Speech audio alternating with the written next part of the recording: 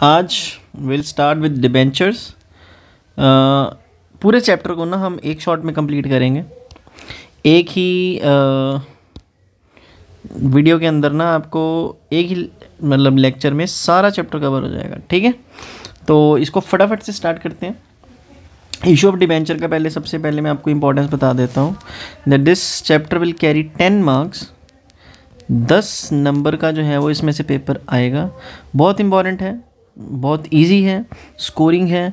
आप इसमें आराम से 10 नंबर जो है अपने सिक्योर कर सकते हैं। ठीक है, तो ज़्यादा डिटेल में नहीं जाएंगे, इसको फटाफट से कंप्लीट करेंगे। जो मेन चीज़ें होंगी मैं वो बताऊंगा सारी, जिससे क्या है आपको ज़्यादा टाइम भी नहीं खर्च होगा और आप वीडियो देख के सारी की सारी you can easily learn the chapters. ठीक है, सो हम सबसे पहले स्टार्ट करते हैं। आपको डिबेंचर का मतलब समझा देता हूँ क्या होता है, जो मतलब जिनको नहीं मालूम, so that they will get to know that what do you mean by debenture.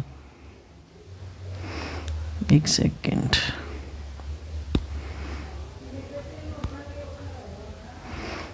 So debenture क्या है? बेसिकली एक डॉक्यूमेंट है which is issued by a company under its common seal. मतलब ये इशू किया जाता है, कंपनी की एक सील होती है, जैसे स्टैम्प जिसको बोल देते हैं, तो उसके अंडर इसको इशू किया जाता है। बेसिकली ये डेट को एक्नॉलेज करता है। एक्नॉलेज का मतलब होता है रिकग्नाइज करना, तो बेसिकली ये डेट है।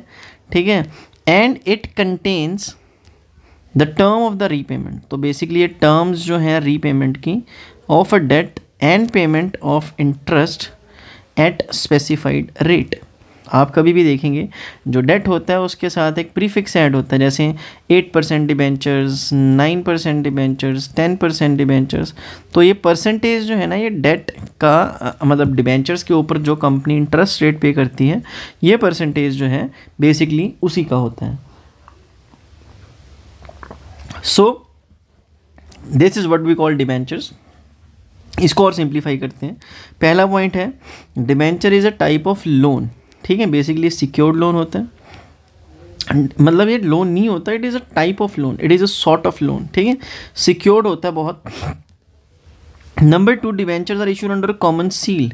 डिबेंचर्स जब इशू करती है ना कंपनी, तो इसको एक कॉमन सील के अंडर इशू किया जाता है। एज आई टोल्ड यू कि जो डिबेंचर्स हैं इन कंपनी की जो स्टैंप होती है उसके ऊपर लगाई जाती है। ठीक है, उससे सर्टिफाई हो जाता है this debentures belongs to this company, right. Third, debentures एक कर्जे को आइडेंटिफाई करता है। मैंने आपको बोला कि ये कर्जा नहीं है, बट ये कर्जे के जैसा है। ठीक है, इसमें टर्म्स एंड कंडीशंस जो हैं वो लोन जैसी हो सकती हैं, नहीं भी हो सकती। तो अल्टीमेटली ये एक कर्जे को आइडेंटिफाई करता है। ठीक है, फोर्थ, डिबेंचर जिस दिन इशू किया जाता है। देखो ये सारे पॉइंट्स मैं वो बता रहा हूँ जो सबसे ज़्यादा की पॉइंट्स हैं ये चैप्टर को समझने के लिए। ठीक है, तो ये पॉइंट अगर आपको समझ में आ जाते हैं तो बहुत बड़ा जो है आपके लिए आसान हो जाएगा आगे का रास्ता। ठीक है, सो डिबेंचर जिस दिन इशू किया जाता है, मतलब सपोज करो आज 30 नवंबर को मैं वीडियो बना रहा हूँ। ठीक है, 30 नवंबर को अगर डिबेंचर हम इशू करते हैं ना, उसी दिन 30 नवंबर को ही यह डिसाइड कर लिया जाता है कि इन डिबेंचर होल्डर्स को हम रीपेमेंट कब करेंगे। देखो जैसे कि मैंने आपको बताया कि इसमें सारे फीचर लोन जैसे नहीं होते, लेकिन हाँ कुछ फीचर जो है वो इसमें लोन जैसे होते हैं। कि लोन जिस दिन हम अप्लाई करते हैं ना, उसी दिन मतलब मान लो जिस दिन हमारा लोन अप्रूव हो जाता है, तो उसी दिन जिस दिन से हमारी इंस्टॉलमेंट शुरू हो जाती है, उसी दिन से हमें ये मालूम पड़ जाता है कि हम ये अमाउंट को रीपे कब करने वाले हैं। दैन जिनके पास डिबेंचर्स होते हैं उन्हें एक फ़िक्स्ड इंटरेस्ट दिया जाता है। तो जिनके पास डिबेंचर्स होंगे एक fix rate of interest they will get at a specified date. The time period can be और the duration can be either for 6 months और फॉर 12 months। मतलब company can pay the interest on debentures twice in a year और once in a year. मतलब एक ही बार 31 मार्च को पे करेंगे या 2 बार साल के अंदर पे करेंगे, मतलब 30 सितंबर को, ठीक है, और 31 मार्च को। ठीक, तो कंपनी कंपल्शन होती है, कंपनी के ऊपर एक चार्ज होता है जो इंटरेस्ट कंपनी पे करती है डिबेंचर होल्डर्स को। ये बेसिकली एक एक्सपेंस है कंपनी के लिए, चार्ज है प्रॉफिट के अगेंस्ट। ठीक है, 2 तरह का चार्ज होता है, एक फिक्स्ड होता है, एक फ्लोटिंग होता है। फिक्स्ड चार्ज वो होता है जो कंपनी की फिक्स्ड एसेट्स के अगेंस्ट जो है वो डिबेंचर होल्डर्स को दिया जाता है। मतलब अगर मान लो कंपनी इंटरेस्ट पे करने में फेल हो जाती है या प्रिंसिपल अमाउंट रीपे करने में फेल हो जाती है, सो इन दैट केस कंपनी जो है मतलब जो डिबेंचर होल्डर्स हैं उनका कंपनी के फिक्स्ड एसेट्स पे हक हो जाता है, राइट बन जाता है। दूसरा, अगर कंपनी का डिबेंचर्स के अगेंस्ट फ्लोटिंग चार्ज है, मतलब अगर कंपनी ने डिबेंचर्स के अगेंस्ट फ्लोटिंग चार्ज दिया है तो कंपनी की करंट एसेट्स के ऊपर जो डिबेंचर होल्डर्स हैं उनका पूरा पूरा राइट हो जाता है। Then 7 point, debentures are mostly secured, ये सिक्योर्ड ही होते हैं, issued against some specified security, मतलब एक स्पेसिफिक सिक्योरिटी के अगेंस्ट इनको इशू करा जाता है। मतलब अगर सिंपल भाषा में मैं समझाऊँ आपको, ये एक तरह का लोन है जो हम पे करते हैं, ठीक है। जैसे सपोज करो आज लोन लिया मैंने 1 करोड़ रुपए का, तो ये लोन मेरे को फ्री में नहीं मिलेगा, मुझे कुछ ना कुछ इसके बदले में गिरवी रखना पड़ेगा, जो कि कंपल्शन है, ठीक है। देन डिबेंचर होल्डर्स को कोई भी वोटिंग राइट नहीं दिया जाता, डिबेंचर होल्डर्स के पास किसी भी तरह का वोटिंग राइट नहीं होता है, इनको कोई भी वोटिंग राइट जो है शेयर होल्डर्स की तरह वोटिंग राइट नहीं दिया जाता, ठीक है। सिंपल, ये मतलब हम इनको वोटिंग राइट से वंचित रखते हैं, क्यों? क्योंकि हम इनको अलाउ नहीं करते कि ये हमारी कंपनी की वर्किंग में पार्टिसिपेट करें, ये हमारी कंपनी की वर्किंग में कुछ भी बोलें। क्यों? क्योंकि हम इनको एक फ़िक्स रेट ऑफ इंटरेस्ट जो है वो देते हैं, ठीक है। और जब हम कंपनी की मतलब कंपनी की पॉलिसी के अंडर इनको एक फ़िक्स रेट ऑफ इंटरेस्ट पे कर रहे हैं, सो इन दैट केस इनको हमारे कंपनी के किसी भी मैटर में बोलने का कोई भी राइट नहीं है, ठीक। तो ये 8 पॉइंट एक बार दोबारा से रीड कर लेना। I will share the PDF with you, आप मेरे से PDF भी ले सकते हैं, ठीक है। मेरे को मैसेज कर देना, मैसेज करने के लिए नंबर है 9877043033, ठीक है। तो मैं आपको PDF भी प्रोवाइड कर दूंगा, बहुत सिंपल नोट्स बनाए हुए हैं मैंने सारे के सारे चैप्टर के पूरे चैप्टर के, ठीक है। Then types of debentures. Number 1, secured, मतलब वो डिबेंचर जो सिक्योर्ड होते हैं, मतलब कंपनी जो है इन डिबेंचर्स के अगेंस्ट कुछ ना कुछ गिरवी रखती है, मतलब अपनी कुछ ना कुछ सिक्योरिटी गिरवी रखती है, कोई ना कोई एसेट गिरवी रखती है, कंपलसरी होता है। अनसिक्योर्ड, वैसे मेरे हिसाब से ऐसे डिबेंचर्स होते नहीं हैं, लेकिन हाँ एक बुक है, थ्योरी है, तो उसके हिसाब से होते होंगे, बट मैंने कभी नहीं सुना कि जो डिबेंचर्स हैं वो अनसिक्योर्ड भी हों।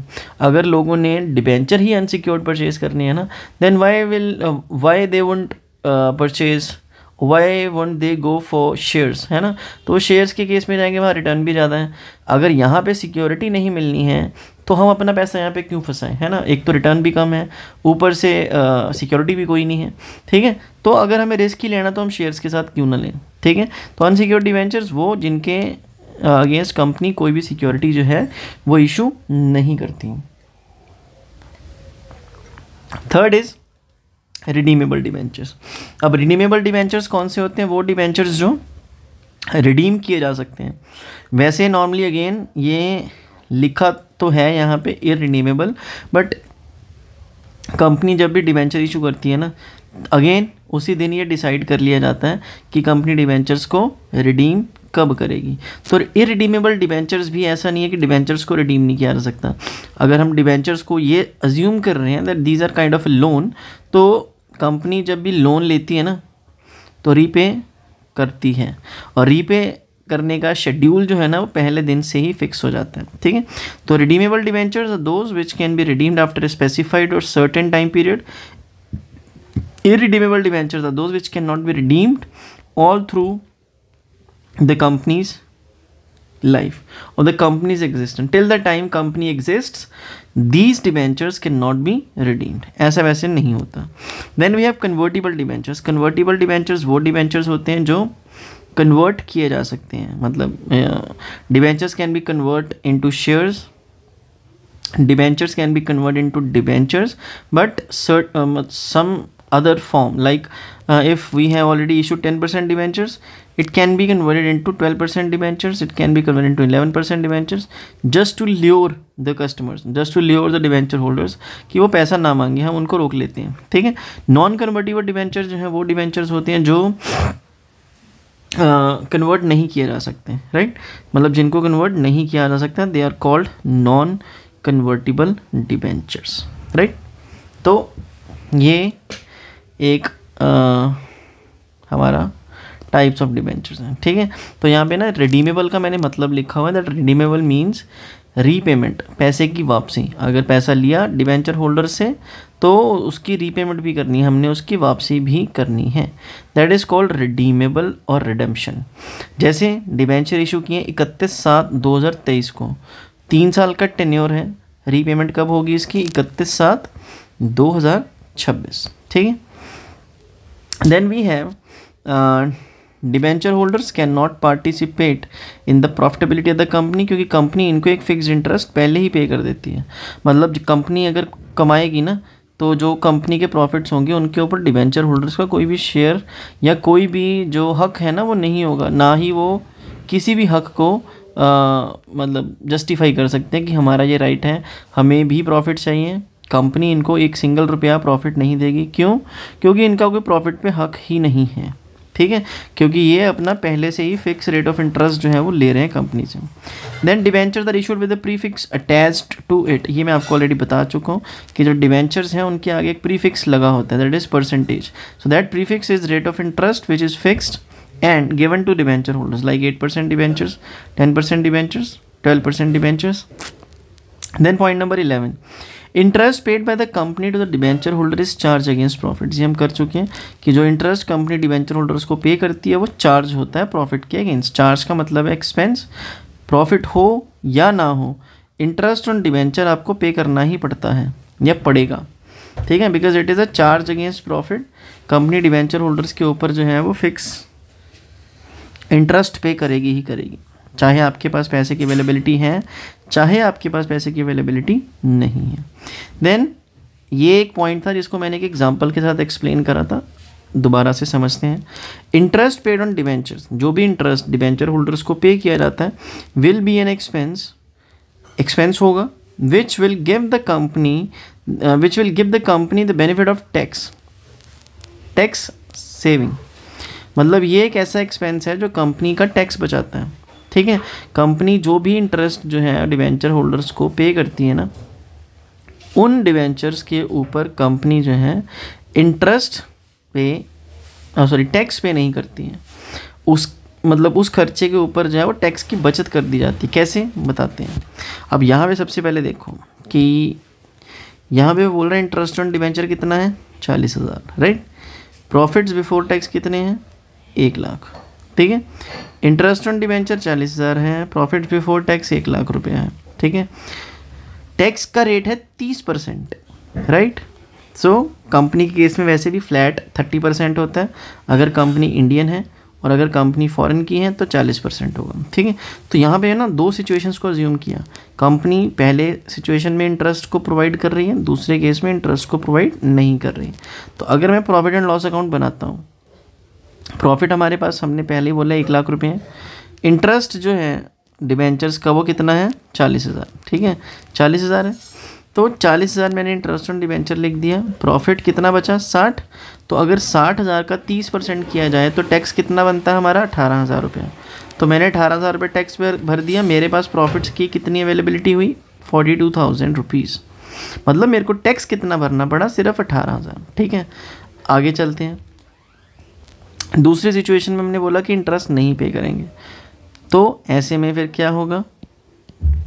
तो ऐसे में क्या होगा कि कंपनी जो है वो प्रॉफिट एंड लॉस अकाउंट बना रही है, by profits brought down 1 lakh रुपए कर रही है, इंटरेस्ट ऑन डिबेंचर्स पे नहीं कर रही है, ठीक है, 0। तो प्रॉफिट पूरे का पूरा कैरी डाउन हो जाएगा, 1 लाख का 1 लाख। अब 1 लाख का 30% किया, मेरे पास आ जाएगा 30,000, ठीक है। तो 30,000 रुपया जो है मेरा टैक्स बन गया। पिछले पॉइंट में जब मैं इंटरेस्ट पे कर रहा था तो मेरा टैक्स था 18,000। अभी मैं टैक्स पे नहीं कर रहा हूँ तो मेरा इंटरेस्ट कितना बन रहा है? सॉरी, अभी मैं इंटरेस्ट पे नहीं कर रहा, मैंने उल्टा बोल दिया। इंटरेस्ट नहीं पे किया जा रहा, तो जो है हमारा टैक्स कितना बन रहा है? 30,000। सो यू कैन इमेजिन कि अगर कंपनी इंटरेस्ट पे नहीं कर रही है तो कंपनी को टैक्स में सेविंग नहीं होती है, ठीक है। अब हमारा हम आते हैं अपने मुद्दे पे, ठीक है। वो क्या है? डिबेंचर्स जो है वो कैन बी इशूड। अब 3 नंबर का क्वेश्चन जो है वो आता है, ये वाला सेकंड पार्ट, ठीक है, अभी आगे चलेंगे आपको और ज़्यादा चीज़ें क्लियर होती चली जाएंगी। डिबेंचर्स जो हैं वो इशू किए जा सकते हैं दो तरह से, पहला फॉर कैश, दूसरा for consideration other than cash. ठीक है, एक तो कंपनी कैश में डिबेंचर इशू कर सकती है और दूसरा कंपनी जो है वो कंसिडरेशन अदर देन कैश, मतलब कैश कंपनी जो है वो डिबेंचर इशू करने के बदले में नहीं ले रही है, कंपनी डिबेंचर्स को इशू करने के बदले में शेयर्स एसेट्स ले रही है। ठीक है, तो ये 3 नंबर में भी आ सकता है, 4 में भी आ सकता है, डिपेंड्स ऑन योर लक। अगर तो 4 नंबर में आ जाए तो और ज़्यादा बोनस है आप लोगों को, right.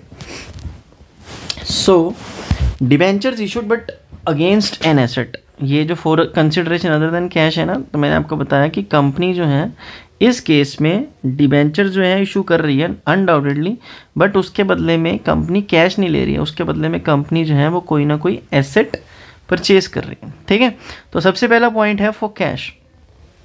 A company can issue the debentures for cash in the following veg. अब कौन कौन से तरीके कंपनी डिबेंचर इशू कर सकती है? पहला इशू एट पार, दूसरा इशू एट प्रीमियम, तीसरा इशू एट डिस्काउंट। ठीक है, डिबेंचर्स को ना डिस्काउंट पे इशू किया जा सकता है, लेकिन डिबेंचर्स को डिस्काउंट पे रिडीम नहीं किया जा सकता। ये मैंने सारे मेन पॉइंट जो हैं वो ऑलरेडी लिख के रखे हुए हैं। अगर आप ये PDF पढ़ भी लोगे ना तो आपको बहुत ज़्यादा हेल्प मिल जाएगी इससे, कि इसमें सारे पॉइंट्स जो हैं वो कवर करे हुए हैं। ठीक है, so shares can not be issued at discount but debentures can. Debentures can be issued at discount, share नहीं हो सकते लेकिन डिबेंचर्स हो सकते हैं, लेकिन डिबेंचर्स जो हैं वो डिस्काउंट पे रिडीम नहीं हो सकते। ठीक है, मतलब हम डिबेंचर्स को 100 के बदले में 90 रुपये, 95 रुपीज़, 97 रुपीज़, 98 रुपीज़ जो है वो पे नहीं कर सकते हैं, हमें उनको फुल वैल्यू जो है वो देनी पड़ेगी। ठीक है, अब आते हैं जर्नल एंट्रीज पे। अब जर्नल एंट्रीज जो है ना इस केस में कैसे करनी है आपने, देखो यहाँ पे जो मतलब अगर आप लोग ऑलरेडी शेयर कैपिटल करके आए हो ना तो आपको थोड़ा सा इस चीज़ के बारे में आइडिया होगा। ठीक है, आइडिया क्या होगा कि पैसा कंपनी जो है वो इंस्टॉलमेंट्स में रिसीव करती है। ठीक है, सो सबसे पहले शेयर कैपिटल अगर आपने करा हुआ है ऑलरेडी तो आपको पता होगा कि कंपनी पैसा जो है वो इंस्टॉलमेंट्स में मंगवाती है। यहाँ पे मतलब डिबेंचर के केस में ना ये एंट्रीज तो मैंने ज़रूर लिखी हुई हैं, बट डिबेंचर्स के केस में ऐसा नहीं होता। डिबेंचर्स के केस में ना सारा का सारा पैसा इकट्ठा मंगवा लिया जाता है वंस, इमीडिएटली एट वंस। ठीक है, तो यहाँ पे बहुत सिंपल है, कंपनी एप्लीकेशन को पहले रिसीव करेगी, बाद में ड्यू करेगी like shares. Bank account debit to percent, ये परसेंट जो है ना आपने जहाँ जहाँ डिबेंचर वर्ड यूज़ करना है, चाहे वो डिबेंचर एप्लीकेशन है, चाहे वो डिबेंचर अलॉटमेंट है, चाहे वो डिबेंचर कॉल है, चाहे वो अकेला डिबेंचर है, परसेंट वर्ड प्रीफिक्स ऐड करना ही करना है। मतलब यहाँ पे परसेंट नहीं लिखना, जितना परसेंट रेट ऑफ इंटरेस्ट होगा वो लिखना है।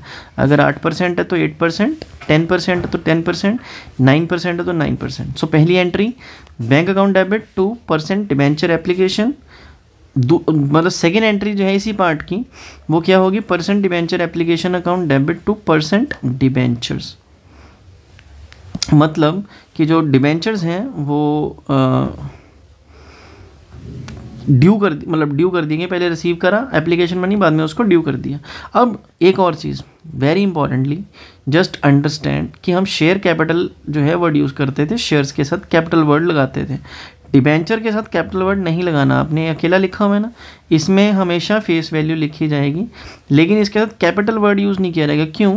बिकॉज डिबेंचर जो है ना वो हमारी कैपिटल नहीं है, it is a loan, it is a type of loan, it is a liability है, थर्ड पार्टी लाइबिलिटी है। Shares are not, share capital is not a third party liability. वो लाइबिलिटी एक ऐसी लाइबिलिटी है जो हमने रीपे नहीं करनी है, ठीक है, लेकिन ये लाइबिलिटी जो है वो लाइबिलिटी है जो हमें रीपे करनी है। तो ये थर्ड पार्टी लाइबिलिटी, आउटसाइडर्स, ठीक है, वो आउटसाइडर लाइबिलिटी नहीं है, that is share holders funds, equity है हमारी। लेकिन जो डिबेंचर्स हैं ये बोरोड फंड हैं, हमने बोरो किया है पैसा। ठीक है, second point, on due and allotment, on due and receipt of allotment money, मतलब अलॉटमेंट मनी पहले ड्यू करेंगे फिर उसके बाद उसको रिसीव करेंगे। सो एंट्री क्या होगी, अगेन जहाँ जहाँ डिबेंचर परसेंट आगे, percent debenture allotment account debit 2% debentures account, मतलब पहले डिबेंचर अलॉटमेंट जो है वो ड्यू करनी है, एंट्री ड्यू की, हमने ड्यू करा। ड्यू क्यों करना है? क्योंकि हमने पेमेंट लेना है, हमने इसको अपनी इनकम बना लिया। जब ये पैसा आ जाएगा तो ये परसेंट डिबेंचर अलॉटमेंट जो मैंने डेबिट किया था ये क्रेडिट कर देना, इसको कैंसिल हो जाएगा। ठीक है, तो अल्टीमेट जो है एंट्री क्या आएगी? Bank account debit to percent debentures. ठीक है, तो ये सीधी एंट्री बनती है, लेकिन सीधी डाल नहीं सकते हैं ना। First of all we have to due it, due the entry और due the amount, then just receive it. ठीक है, then on due and receipt of call money same entry होगी, पहले कॉल मनी को ड्यू करा जाएगा, percent debenture call account debit to percent debentures account. ठीक है, and then bank account debit to percent debenture call. So again I am saying कि इतनी entries नहीं आती हैं, ये बहुत ही बेसिक वाला पार्ट था। ठीक है, अब मैंने कुछ नोट्स लिखे हैं 4, 5। ठीक है, so just have a look, ध्यान से समझना।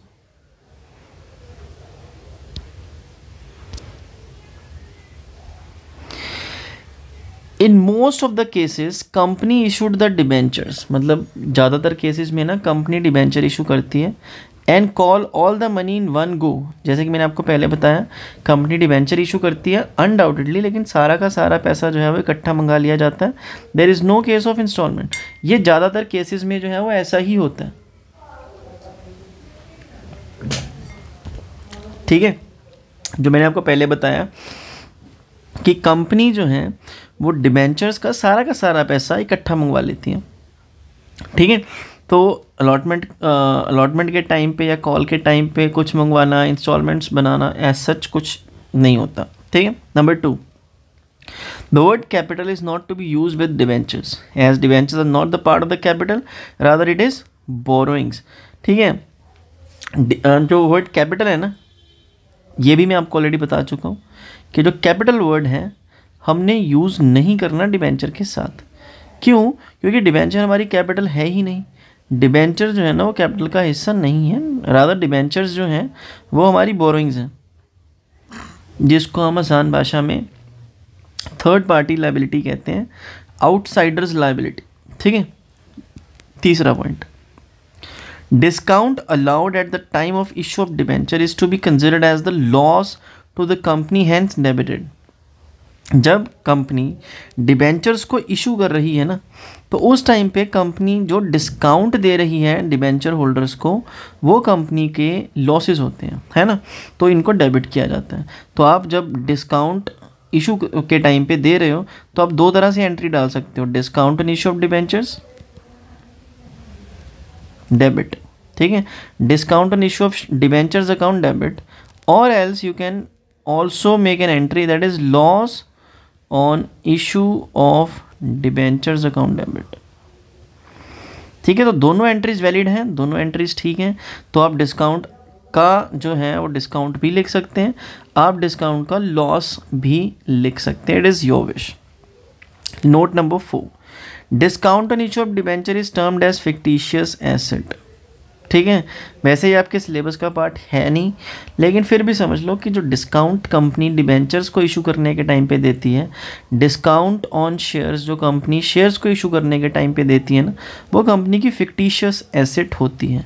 मतलब अब फिक्टिशियस एसेट जो है वो एसेट होती है जिनकी फ्यूचर में ना कोई भी रेलिवेंस नहीं है, कोई भी मतलब इसका ऑब्जेक्टिव ही नहीं है कंपनी के लिए। ठीक है, so it is to be written off over the years, मतलब कंपनी इनको राइट ऑफ कर देती है 5 साल के मैक्सिमम टाइम पीरियड के अंदर अंदर। ठीक है, मतलब जैसे मान लो आज 30 नवंबर है, मैं वीडियो बना रहा हूँ जिस दिन 30 नवंबर 2023 से लेके 5 साल का अगर टाइम में देखूँ तो 30 नवंबर 2028 बनता है। ठीक है, तो 5 साल के अंदर अंदर जो discount on issue of shares हैं, discount on issue of debentures हैं, इसको ख़त्म कर दिया जाता है by the company, right.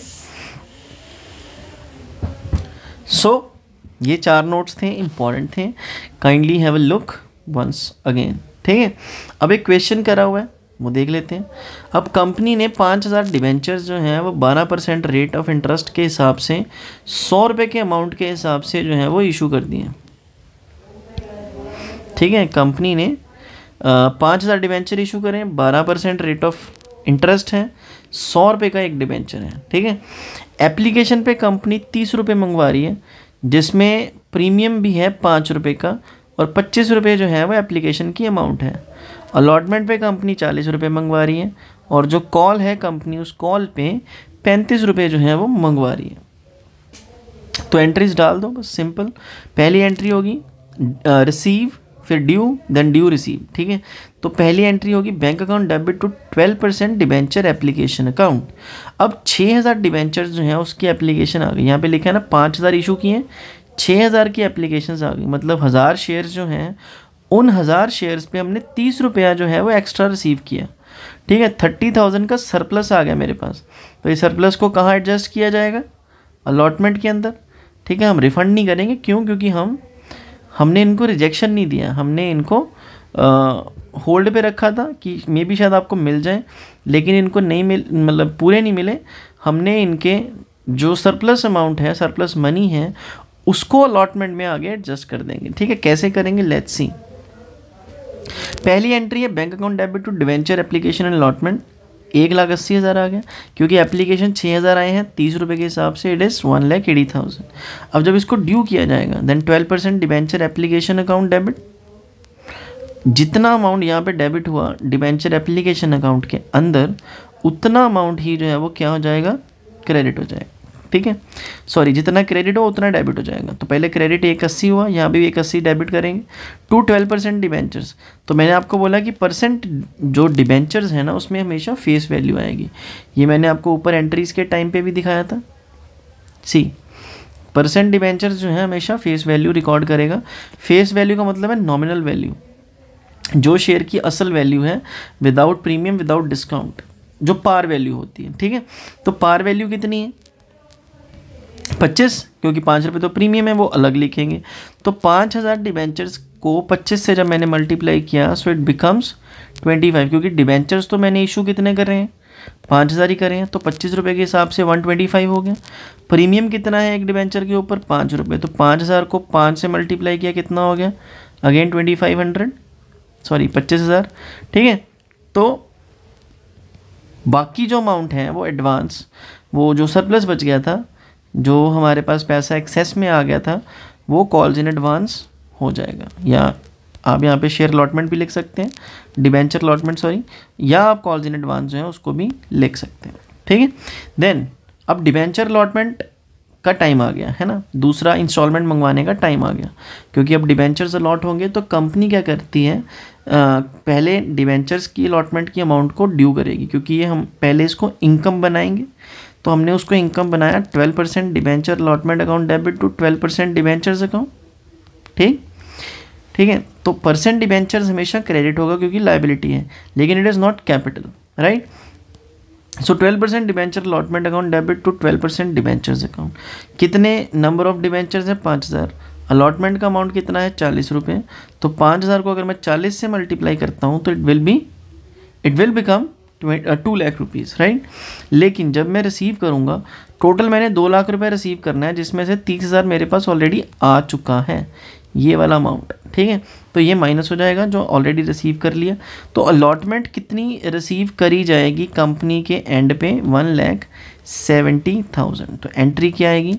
Bank account debit, जो पैसा रिसीव कर लिया 170, calls in advance account debit 30,000 to 12% debentures account 2 lakh rupees.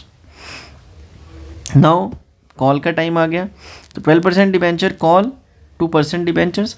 अब अगेन इसको हमने अपनी इनकम बना के ड्यू करा।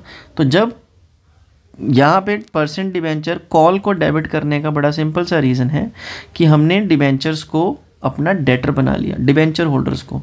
मतलब ये कॉल मनी जो है वो हमारे डिबेंचर्स के ऊपर जो कॉल मनी हमने रिसीव करनी है, ये हमारे डेटर्स हैं, इसीलिए इसको डेबिट किया गया। ठीक है, तो 12% debenture call account debit to 12% debenture, इसको क्रेडिट करने का पर्पस क्या है? ये हमारी लायबिलिटी है। तो 5,000 डिबेंचर हैं, 35 रुपये की अलॉटमेंट कॉल मनी है। ठीक है, तो 5,000 को मल्टीप्लाई किया 35 से, सो ये बन गया हमारा 1,75,000। देन ये तो ड्यू हो गया, अब रिसीव करेंगे। कोई भी डिफ़ॉल्ट नहीं है, मैंने आपको ऑलरेडी बोला कि डिबेंचर्स के केस में डिफ़ॉल्ट होता ही नहीं है। वैसे तो आजकल शेयर्स के केस में भी नहीं होता। ये जो बुक्स में आपको करिकुलम दिया हुआ है ना, कंटेंट दिया हुआ है, ये बहुत घिसा पिटा, बहुत ही पुराना है। ठीक है, आजकल के टाइम में ऐसा नहीं होता। ठीक है, आजकल के टाइम में तो कंपनी सारा का सारा पैसा जो है वो इकट्ठा एक ही बार में मंगवा लेती है शेयर्स पे भी। ठीक है, तो ये बहुत पुराना हिसाब किताब है जो आजकल नहीं चलता है। ठीक, सो पैसा रिसीव कर लिया, bank account debit to 12% debenture call 175। ठीक, दैट्स इट। अगर आप इसको सीधा भी निकालना चाहते हैं तो यहाँ पे क्या लिखा है, value 1 debenture 100, number of debenture issued 5000, rate of interest 12%। ठीक, वैल्यू ऑफ डिबेंचर्स कितनी हो गई, 5000 into 100 5 lakh. Rate of interest कितना हो गया, 5000 इंटू 12/100 60,000 हो गया। अब कंपनी जो है ना डिबेंचर्स को 2 बार इशू कर सकती है, मतलब इंटरेस्ट जो है डिबेंचर्स के ऊपर कंपनी साल में 2 बार भी पे कर सकती है, और कंपनी साल में एक ही बार में इकट्ठा भी पे कर सकती है। It is companies wish. अब जैसे मैंने यहाँ पे लिखा, हमारा फाइनेंशियल ईयर तो 1 अप्रैल को ही शुरू होगा, ख़त्म होगा 31 मार्च को। ठीक है, तो कंपनी की पहली इंस्टॉलमेंट, अगर company is paying the interest to the debenture holders twice a year, ठीक है, तो पहला इंस्टॉलमेंट कब ड्यू होगा, 6 महीने के बाद, दैट इज़ 30 सितंबर। दूसरा इंस्टॉलमेंट कब ड्यू होगा, 31 मार्च को। या फिर कंपनी के पास ऑप्शन होती है कि कंपनी सारा का सारा इंटरेस्ट जो है वो एक ही बार में पे कर रही है इकट्ठा। ठीक है, तो दैट्स इट। यहाँ तक हमारा बेसिक पार्ट जो है वो कवर होता है। यहाँ पे ना हमने लास्ट यहाँ तक कर लिया था कंप्लीट। ठीक है, इजी वाला पार्ट हमने कंप्लीट कर लिया था। So will continue with the second part जो कि थोड़ा सा मुश्किल है ना। तो इसको फटाफट से स्टार्ट करते हैं। टॉपिक का नाम है issue of debentures for consideration other than cash. ये 4 नंबर का क्वेश्चन जो है ना वो श्योर शॉर्ट पेपर में आता ही आता है। ठीक है, लास्ट ईयर भी आया था एंड इस साल भी हम इसको मोस्ट प्रोबेबली देख सकते हैं पेपर में, देखेंगे मतलब एग्जैक्टली। ठीक है, तो इसके 2 पार्ट होंगे। Issue of debentures for consideration other than cash के, इसको हमने 2 हिस्सों में डिवाइड कर देना है। पहला हिस्सा है जहाँ पे एक कंपनी जब डिबेंचर इशू करती है ना उसके बदले में कंपनी पैसा नहीं ले रही है। ठीक है, तो फिर कंपनी उसके बदले में क्या मतलब लेगी डिबेंचर इशू करने के बदले में। तो कंपनी यहाँ पे जो है ना कोई ना कोई एसेट्स परचेज करती है। यहाँ पे हमारे पास 2 केसेस हैं। पहला केस है जहाँ पे कंपनी एक सिंगल एसेट परचेज करती है। दूसरा केस है जहाँ पे कंपनी पूरे का पूरा चलता हुआ रनिंग बिजनेस खरीद लेती है। ठीक है मतलब यहाँ पे तो सिर्फ एसेट आ रही है ना, एक सिंगल एसेट परचेज कर ली, 2 एसेट्स परचेज कर ली। यहाँ पे पूरे का पूरा चलता हुआ बिजनेस, मतलब अगर हम किसी का चलता हुआ बिजनेस खरीद रहे हैं तो वहाँ पे हमारे पास एसेट्स भी आएंगी, हमारे पास लायबिलिटीज़ भी आएंगी। तो दोनों चीज़ें जो हैं हमारे पास सिमल्टेनियसली जो हैं वो आती हैं, एसेट्स अलॉन्ग विद लायबिलिटीज़। ठीक है, तो फिर परचेज कंसिडरेशन कैसे निकालेंगे, कितना अमाउंट हम उनको कम दे रहे हैं, कितना अमाउंट हम उनको ज़्यादा दे रहे हैं, तो ये सारी चीज़ें जो है ना ये हम आगे चल के आपको क्लियर करेंगे। तो इसमें पार्ट 1 है, सबसे पहले on purchase of 1 single asset. ठीक है, यहाँ पे मैंने लिखा हुआ वेंडर। अभी वेंडर क्या होता है, इसका मतलब होता है सेलर। ये आपको आगे चल के पता चलेगा कि वेंडर का यूज़ कहाँ कहाँ पे होगा। ठीक है, वेंडर कौन होता है, वेंडर क्या होता है, वेंडर का क्या रोल है इस पूरे कॉन्सेप्ट के अंदर।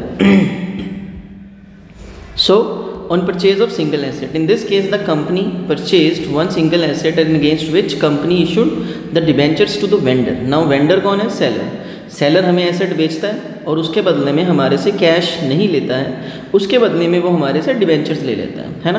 कंपनी डिबेंचर इशू करती है, बदले में क्या करती है, एसेट परचेज कर लेती है, जिससे कंपनी के पास अगर कैश की प्रॉब्लम आती है समटाइम्स, तो वो प्रॉब्लम जो है वो इस कंसेप्ट से, इस तरीके से जो है वो क्या हो जाती है, ओवरकम हो जाती है। So the following process will be followed by the company in this regard. अब क्या इसका अकाउंटिंग ट्रीटमेंट है, इसमें भी 2 जर्नल एंट्रीज होती हैं, सिर्फ 2 जर्नल एंट्रीज होंगी। ये पहले वाला पार्ट बहुत सिंपल है, दूसरे वाला थोड़ा सा कंपैरेटिवली मुश्किल है, बट बहुत ज़्यादा मुश्किल नहीं है। ठीक है, इसके कंपैरिजन में थोड़ा सा टफ है। ये मेरे को बहुत सौखा लगता है। वेंडर का मतलब क्या है, I have already told you that vendor means seller. Vendor एक ऐसा पर्सन जो गुड्स बेच रहा है आपको, जो एसेट्स बेच रहा है आपको, ठीक है। तो यहाँ पे सबसे पहले है पहली एंट्री, दो ही एंट्रीज आएंगी इसमें। पहली एंट्री आएगी एसेट टू वेंडर, दूसरी आएगी वेंडर टू डिबेंचर्स, ठीक है। हमने डिबेंचर्स इशू कर दिए वेंडर को, पहली एंट्री हमने डाल दी एसेट, हमने एसेट खरीदा। तो जब हम एसेट परचेज करते हैं तो क्या एंट्री आती है, एसेट्स बिजनेस के अंदर आएंगी तो वो क्या होंगी, डेबिट। क्रेडिट में क्या आएगा, वेंडर, वेंडर मतलब सेलर, ठीक है। तो एसेट टू वेंडर, वेंडर को हमने क्रेडिट इसीलिए किया बिकॉज वो हमारा क्रेडिटर है। क्रेडिटर का मतलब कि जिसने हमारे को गुड्स बेची है, अभी इसको पेमेंट करना बाकी है। अब वो पेमेंट किस फॉर्म में कर रहे हो आप, वो एक अलग क्वेश्चन है, बट वेंडर को पेमेंट तो करना ही पड़ेगा, सेलर को, जो भी हमने उससे परचेज करा, राइट। सो पहली एंट्री एसेट टू वेंडर, दूसरी एंट्री जो है वेंडर टू परसेंट डिवेंचर्स। अगर डिवेंचर्स को आप पार पे इशू कर रहे हो, देखो डिवेंचर्स को इशू 3 तरीके से किया जा सकता है, ये आपको ऑलरेडी बता दिया गया है, पार पे, प्रीमियम पे और डिस्काउंट पे, ठीक है। डिवेंचर तीनों तरह से इशू किए जा सकते हैं, डिस्काउंट पे भी किया जा सकते हैं, बस रिडीम नहीं होंगे डिस्काउंट पे, but we can issue debentures and par. So अगर तो पार का केस है, एंट्री आ जाएगी vendor to percent debenture, simple, ठीक है। तो नंबर ऑफ डिवेंचर्स का यहाँ पे एक कंसेप्ट आएगा कि आपको नंबर ऑफ डिवेंचर्स निकालने पड़ेंगे कि कितने नंबर ऑफ डिवेंचर्स जो हैं वो कंपनी इशू कर रही है। तो इसके लिए हमारे पास फॉर्मूला क्या है, value of asset divided by value per debenture. हम एसेट की वैल्यू को ऊपर रखेंगे न्यूमरेटर में, कितनी डिवेंचर की वैल्यू है, 100 है, 200 है, 500 है, 1000 है, वो डिनोमिनेटर में रखेंगे, डिवाइड कर देंगे, हमारे पास नंबर ऑफ डिवेंचर्स आ जाएंगे। दूसरा केस होता है कि जहाँ पे हम डिवेंचर्स को प्रीमियम पे इशू कर रहे हैं, ठीक है। तो एंट्री पहली वाली तो सेम ही रहेगी, देखो पहली वाली एंट्री तो आएगी ही आएगी, ठीक है। जैसे एसेट टू वेंडर वो तो आनी ही आनी है, तो वो ये वाली एंट्री यहाँ पे भी आएगी, सेम एज अबव, ठीक है। तो पहली एंट्री तो आपने लिखनी ही लिखनी है, लेकिन उसके बाद दूसरी entry when it comes to the issue of debentures to the vendor, है ना। तो जब हम डिवेंचर इशू करेंगे वेंडर को तो प्रीमियम पे इशू कर रहे हैं, तो यहाँ पे भी नंबर ऑफ डिवेंचर्स हमें निकालने पड़ेंगे, ठीक। तो एंट्री क्या आएगी, vendor account debit to percent debentures to security premium reserve, है ना। कंपनी प्रीमियम पे इशू कर रही है तो एंट्री आ जाएगी टू सिक्योरिटी प्रीमियम रिजर्व। तो number of debenture equals to, formula क्या होगा, number of debentures is equals to value of asset divided by value per debenture plus premium per debenture, ठीक। सो आप इसको कैसे कर सकते हैं, नंबर ऑफ डिवेंचर्स, ये तो चलो मैंने एक न्यूमेरिकल सॉल्व करा था, तो ये तो उसका पार्ट है। बट इन केस एसेट की वैल्यू जितनी भी होगी वो हमने ऊपर रखनी है, डिवाइड में रखनी है एक डिबेंचर की पार वैल्यू। जैसे सपोज करो डिबेंचर 100 रुपये का था, तो उसकी पार वैल्यू आ गई 100 रुपये, 10% प्रीमियम है, तो 100 का 10% कितना हुआ, 10। तो हमने जितनी भी एसेट की वैल्यू होगी उसको 110 से डिवाइड कर देना है, एंड हमारे पास नंबर ऑफ डिबेंचर जो हैं वो यहाँ पे निकल के आ जाएंगे। तो नंबर ऑफ डिबेंचर जितने भी आएंगे यहाँ पे उसको हमने मल्टीप्लाई करना है टोटल वैल्यू से, ठीक है, 110, ठीक है। परसेंट डिबेंचर में हमेशा पार वैल्यू जाती है और प्रीमियम में जो है वो 10 है, ठीक है। जितने भी डिबेंचर्स होंगे उसके ही हिसाब से हम जो है सारा जो है वो कंसेप्ट करेंगे, ठीक है। सो नेक्स्ट पॉइंट, तीसरा पॉइंट आता है हमारा डिस्काउंट का। डिस्काउंट, एक मिनट मेरे को थोड़ी जगह चाहिए खाली यहाँ। So discount on issue of debentures is also known as loss on issue of debentures, ठीक है। देखो ये मैंने अभी लिख दिया है, लेकिन ये इसका रोल आगे चल के आपको क्लियर हो जाएगा कि सर ने क्यों लिखा था, ठीक है। कि discount on issue of debentures को लॉस मानते हैं, अनडाउटेडली मानते हैं, लेकिन इसका क्या यूसेज है आगे चल के वो आपको समझ में आएगा कि that why I have written discount on issue of debenture as loss on issue of debentures. ठीक, तो हम आगे चल के इसको करेंगे, इसका सारा कंसेप्ट आपको क्लियर होगा। सो सबसे पहले है पहली एंट्री, अगेन इसमें भी सेम रहेगी, asset to vendor, again there is no change, asset account debit to vendor account. ठीक है, जितने का भी एसेट खरीदा, अब वेंडर को जितने से क्रेडिट करेंगे उतने से ही यहाँ पे डेबिट किया जाएगा, राइट। ये चीज़ आपने खास ध्यान रखनी है कि जितने से वेंडर यहाँ पे क्रेडिट होगा उतने से ही यहाँ पे डेबिट किया जाएगा। 2% डिवेंचर्स यहाँ पे हमेशा पार वैल्यू आएगी, ठीक है, और जो डिस्काउंट है वो डेबिट हो जाएगा। तो क्या लिखेंगे, discount on issue of debentures या फिर loss on issue of debentures. तो आई सजेस्ट कि जो discount on issue of debentures हैं अब उसको loss on issue of debentures ही समझ के चलो, बिकॉज आगे चल के चीज़ें जो हैं वो आपके लिए और ज़्यादा आसान हो जाएंगी। क्योंकि अगर आप डिस्काउंट को लॉस मानोगे तो फिर आपको जो आगे चल के रिडम्पशन के टाइम पे हम प्रीमियम देंगे वो भी लॉस है, और दोनों लॉसेस को कंबाइन करके डील करना आप लोगों के लिए आसान हो जाएगा। नहीं तो डिस्काउंट की एंट्री लग डालोगे, यहाँ पे लॉस की एंट्री लग डालोगे तो फिर थोड़ा सा लेंदी प्रोसेस हो जाता है। तो ये डिस्काउंट वाला पार्ट हो गया कि कब, जब कंपनी एसेट परचेज करती है और बदले में डिबेंचर्स इशू कर रही है, लेकिन डिबेंचर्स को इशू किया जा रहा है डिस्काउंट। सो वेंडर अकाउंट डेबिट, ठीक है, discount on issue of debentures account debit 2% debentures. I hope ये समझ में आ गया होगा।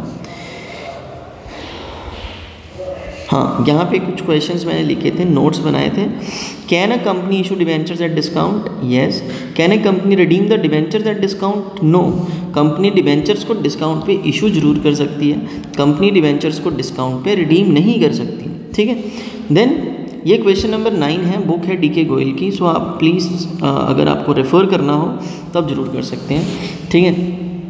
तो वहाँ पे कंपनी जो है एसेट परचेज कर रही है, ठीक है, और जो वेंडर है, वेंडर का नाम क्या है, वाई लिमिटेड,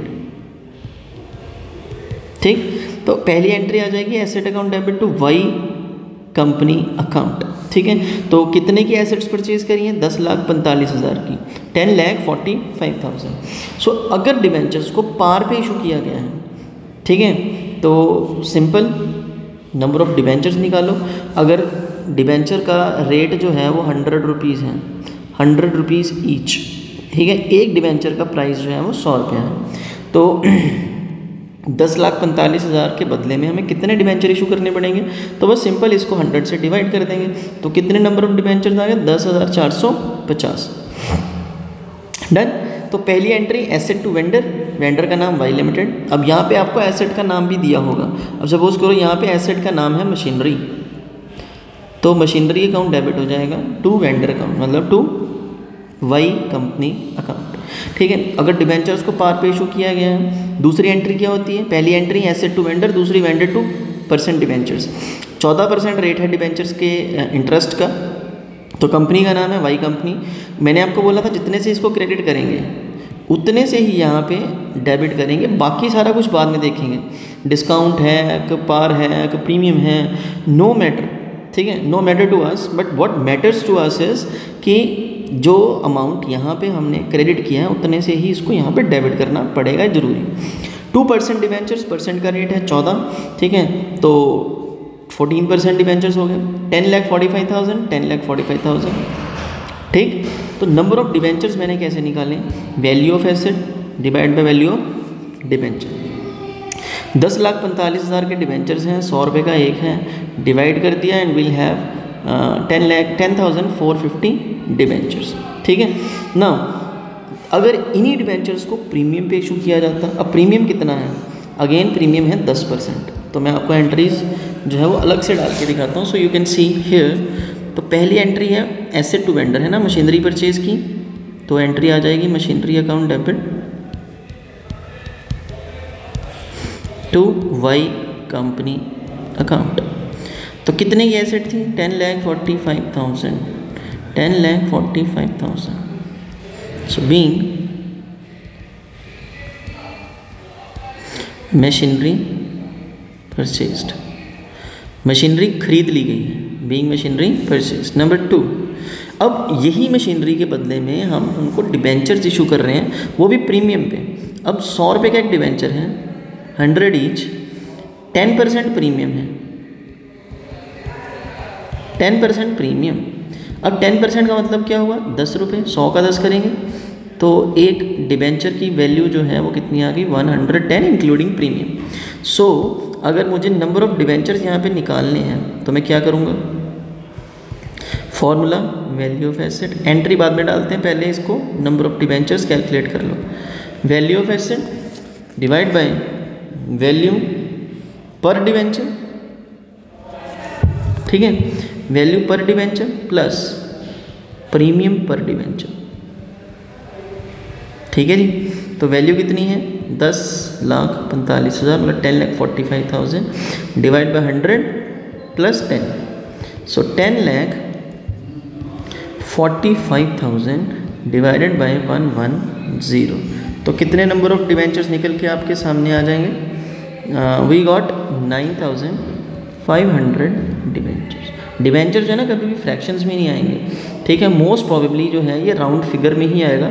अगर इन केस कभी फ्रैक्शंस में आ जाता है तो आप उसको उस हिसाब से डील करेंगे, ठीक। तो पहली entry machinery to vendor, then vendor to the Y company account debit, जितने से ये डेबिट हुआ क्रेडिट हुआ उतने से ही डेबिट होगा, ठीक है, ये खास ध्यान रखना। 2 14% डिबेंचर्स पार वैल्यू, ये सबसे इंपॉर्टेंट पार्ट है कि आप इसको डील कैसे करते हैं। 2 सिक्योरिटी प्रीमियम रिजर्व, अमाउंट नहीं कम होगा, देखो जैसे कि मैंने आपको बताया अमाउंट नहीं कम होगा, जितने से उसको डेबिट क्रेडिट किया गया उतने से ही डेबिट करेंगे, लेकिन अमाउंट इसको कैलकुलेट कैसे करेंगे। अब 100 है, परसेंट डिवेंचर्स जो है उसमें हमेशा फेस वैल्यू जाएगी, तो 9,500 तो हो जाएगा कितना, 9,50,000, यहाँ पे आ जाएगा कितना 10, 9,500 तो कितना हो जाएगा 95।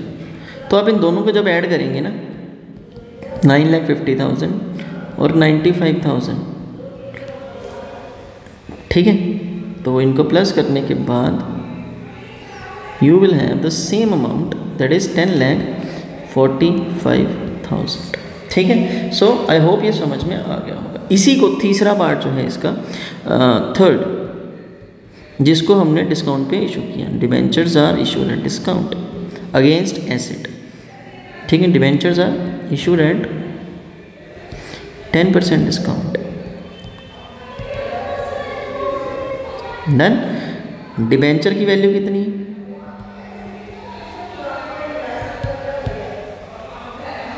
100 rupees per debenture minus discount at the rate 10%। तो 10% करेंगे 100 का कितना आ जाएगा 10, माइनस करके आ गया 90, तो net value of debenture after discount ये आ जाएगी 90 रुपये, ठीक। तो अब क्या करना है आपने, पहली entry again asset to vendor, पहली entry machinery account debit to Y company account, तो कितना था 10,45,000, 10,45,000 बीइंग मशीनरी परचेज्ड। अब मशीनरी परचेज करने के बदले में कैश नहीं दिया गया है, मशीनरी परचेज करने के बदले में हमने उनको डिबेंचर इशू करें, ठीक है। तो Y company account debit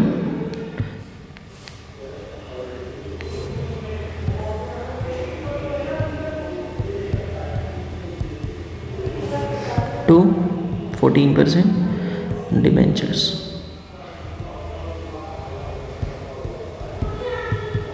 being purchase consideration, being purchase consideration paid, हमने उनको परचेज कंसिडरेशन पे कर दिया, ठीक है। तो क्या करेंगे, नंबर ऑफ डिबेंचर्स निकालेंगे,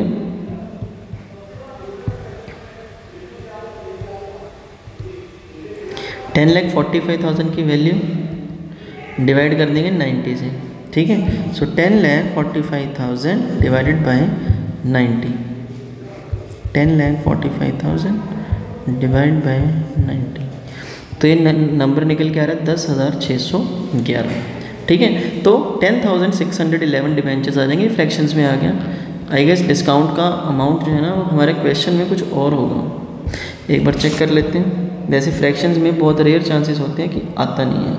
अच्छा, इन्होंने डिस्काउंट वाला पार्ट किया ही नहीं होगा, ठीक, क्वेश्चन में दिया ही नहीं होगा डिस्काउंट वाला, ठीक है। तो चलिए इसको हम कंप्लीट कर लेते हैं एक बार जैसे भी है, ठीक है। तो 10,611 डिबेंचर्स हैं, 10,611 इंटू 100, ठीक है। तो ये कितना हो जाएगा 10,61100, 10,61,100। यहाँ पे जितना क्रेडिट उतना ही डेबिट होगा, ये आपको ऑलरेडी बताया जा चुका है, इसमें कोई भी चेंजेस जो है आपने नहीं करने हैं। तो बाकी जो अमाउंट है discount on issue of debentures, ठीक है। तो जितना भी अमाउंट निकल के आएगा सो उसको हम मल्टीप्लाई कर देंगे 10 के साथ। सो यहाँ पे अमाउंट को लिख देंगे, ठीक है, and you will get your answer, ठीक। सो डिस्काउंट वाला पार्ट जो है आप लोगों ने इस तरीके से उसको डील करना है। डन। आई होप यहाँ तक आपको चीज़ें जो हैं वो क्लियर हो गई होंगी आराम से, ठीक है। आगे चलते हैं। यहाँ पे मतलब हमने अभी तक कर लिया है एक कंपनी, मतलब लाइक बाइंग कंपनी जब एक सिंगल एसेट परचेज करती है, ठीक है, वेंडर से। वेंडर का मतलब क्या होता है, सेलर। तो उनको डिवेंचर्स इशू करे जाते हैं 3 तरीके से, पार पे, प्रीमियम पे, डिस्काउंट पे, ठीक है। अब यहाँ पे चेंज होगा कि कंपनी किसी का चलता हुआ पूरे का पूरा बिजनेस जो है वो खरीद लेती है। And the whole running business is purchase from another firm और अनदर बिजनेस, ठीक है। सारे का सारा चलता हुआ बिजनेस खरीद लिया जाता है किसी दूसरी फर्म से, ठीक है। तो ऐसे में एसेट्स आती हैं, साथ के साथ लायबिलिटीज़ आती हैं, दोनों चीज़ें इकट्ठी होंगी। डिफरेंस देखा जाएगा कि डिफरेंस जो है वो कम है ज़्यादा है, मतलब जो हमने उनको पे किया वो अमाउंट कम है कि ज़्यादा है, वो सारी चीज़ें जो हैं वो ऑल टुगेदर देखी जाती हैं, ठीक है। तो अब हम फटाफट से इसको स्टार्ट करते हैं। So in this case all the assets and liabilities of the company has been taken over by the buying company along with some purchase consideration. सारी की सारी एसेट्स, सारी की सारी लायबिलिटीज़ उठा ली जाती हैं और साथ में उनको कुछ ना कुछ पे करने के लिए बोला जाता है। अब वो पेमेंट किस फॉर्म में होती है, वो पेमेंट होती है इन डिवेंचर्स, ठीक है। ये चैप्टर का, ये टॉपिक का नाम यही है कि जब कंपनी डिवेंचर इशू करती है for consideration which is other than cash, जहाँ पे कैश की इन्वॉल्वमेंट नहीं है, जहाँ पे इन्वॉल्वमेंट है सिर्फ और सिर्फ किसकी, डिवेंचर्स की, ठीक है जी। तो परचेज कंसिडरेशन होगा और वो परचेज कंसिडरेशन क्या होगा, debentures. This purchase consideration has been paid by the buyer company in the form of debentures as I told you. सो ये केस के आगे 2 सब पार्ट हैं। Number 1 when a company has paid more than book value, second part is when a company has paid less than the book value. तो मैं आपको समझाता हूँ इसका मतलब क्या होता है, बड़ा सिंपल है। जब एक company, point number 1, when a company has paid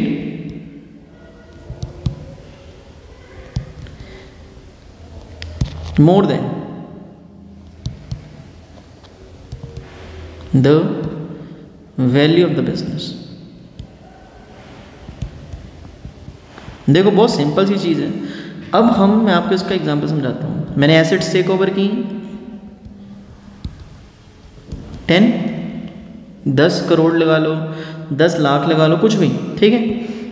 liabilities take over करी 2, और बाकी जो बचा अमाउंट जो हमारी परचेज कंसिडरेशन है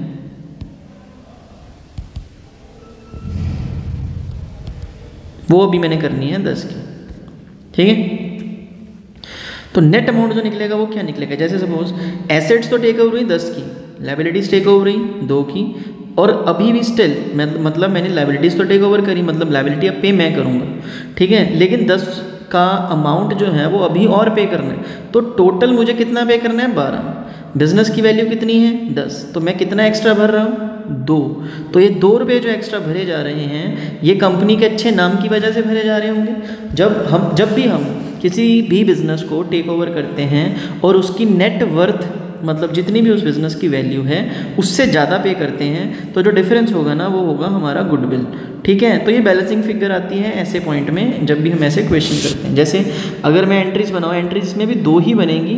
जो पहली एंट्री है वो होगी ऑल एसेट्स डेबिटेड, जितनी भी एसेट्स हैं सारी की सारी एसेट्स को क्या कर दिया जाएगा, डेबिट। 2 सारी लायबिलिटीज़ को क्या कर दिया जाएगा, क्रेडिट। 2 जो परचेज कंसिडरेशन है वो बाद में, पहले वेंडर का नाम, टू वेंडर। वैसे नॉर्मल एंट्री क्या करी थी हमने पहले, एसेट टू वेंडर। अब यहाँ पे बस लायबिलिटीज़ नहीं ऐड हो गई। कितने की एसेट्स टेक ओवर करी हैं, 10 की। कितने की लायबिलिटीज़ टेक ओवर करी हैं, 2 की। कितने वेंडर को भी पे करने हैं, 10। तो टोटल पे करने वाला मेरा है 12, लेकिन मैंने एसेट्स टेक ओवर करी हैं सिर्फ 10 की। तो इसका मतलब 2 मैंने एक्स्ट्रा भरा, और वो जो 2 है एक्स्ट्रा वो गुडविल का होगा। तो यहाँ पे एंट्री आ जाएगी गुडविल अकाउंट डेबिट। कितनी अमाउंट, 02, ब्रैकेट में लिख देंगे बैलेंसिंग फिगर। ठीक है, जब भी वैल्यू से मतलब नेट वर्थ से ज़्यादा भरा जाएगा, ज़्यादा पेमेंट करी जाएगी, तो वो गुडविल होगी। और दूसरी एंट्री क्या होगी, vendor to percent debenture, simple. अब ये डिबेंचर जो हैं हम उनको इशू कर रहे हैं 10, क्योंकि 10 ही देने वाला रह गया था। अगर तो पार पे है, इफ एट पार। दूसरा पॉइंट होता है if at premium, then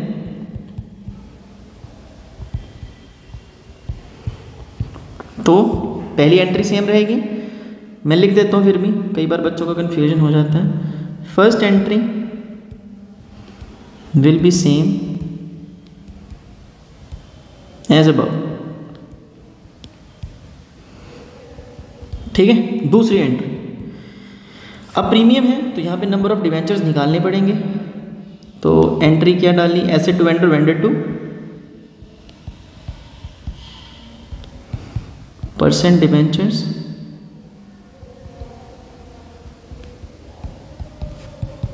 to security premium reserve. जब भी डिवेंचर इशू करेंगे ना, जब भी, तो उसके मतलब अगर प्रीमियम पे इशू करेंगे तो उसके लिए वर्ड यूज़ किया जाएगा सिक्योरिटी प्रीमियम रिजर्व। लेकिन जब भी डिवेंचर्स को रिडीम किया जाएगा प्रीमियम पे, तो सिक्योरिटी प्रीमियम रिजर्व की जगह पे premium on redemption word use किया जाएगा। ठीक है, सो अब यहाँ पे क्या है, नंबर ऑफ डिवेंचर्स निकालेंगे।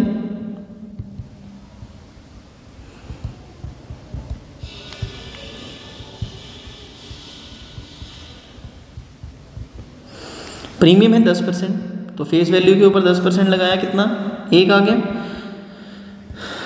जितने भी नंबर ऑफ डिवेंचर्स आएंगे कैसे निकालेंगे, value of business divided by value per debenture plus premium per debenture. ठीक है, जितना भी प्रीमियम होगा डिवेंचर पे वो हम साथ के साथ देते चले जाएंगे। ठीक, तो अब मान लो यहाँ पे 1 आ जाएगा, यहाँ पे परसेंट डिवेंचर 10, तो वेंडर को कितना मिलेगा, 11। ठीक है, done.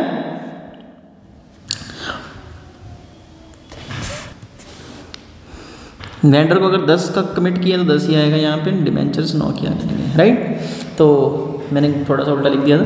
So this is at premium when you are issuing the debentures at discount. If at discount, then what we are going to do is पहली एंट्री से first entry will be the same as above, और दूसरी entry vendor account debit loss on issue. जो discount है उसको आप loss मानेंगे तो ज़्यादा बढ़िया रहेगा, या डिस्काउंट लिखेंगे तो भी सही रहेगा, कोई गलत नहीं करेगा। Discount on issue account debit to percent debentures. ठीक है,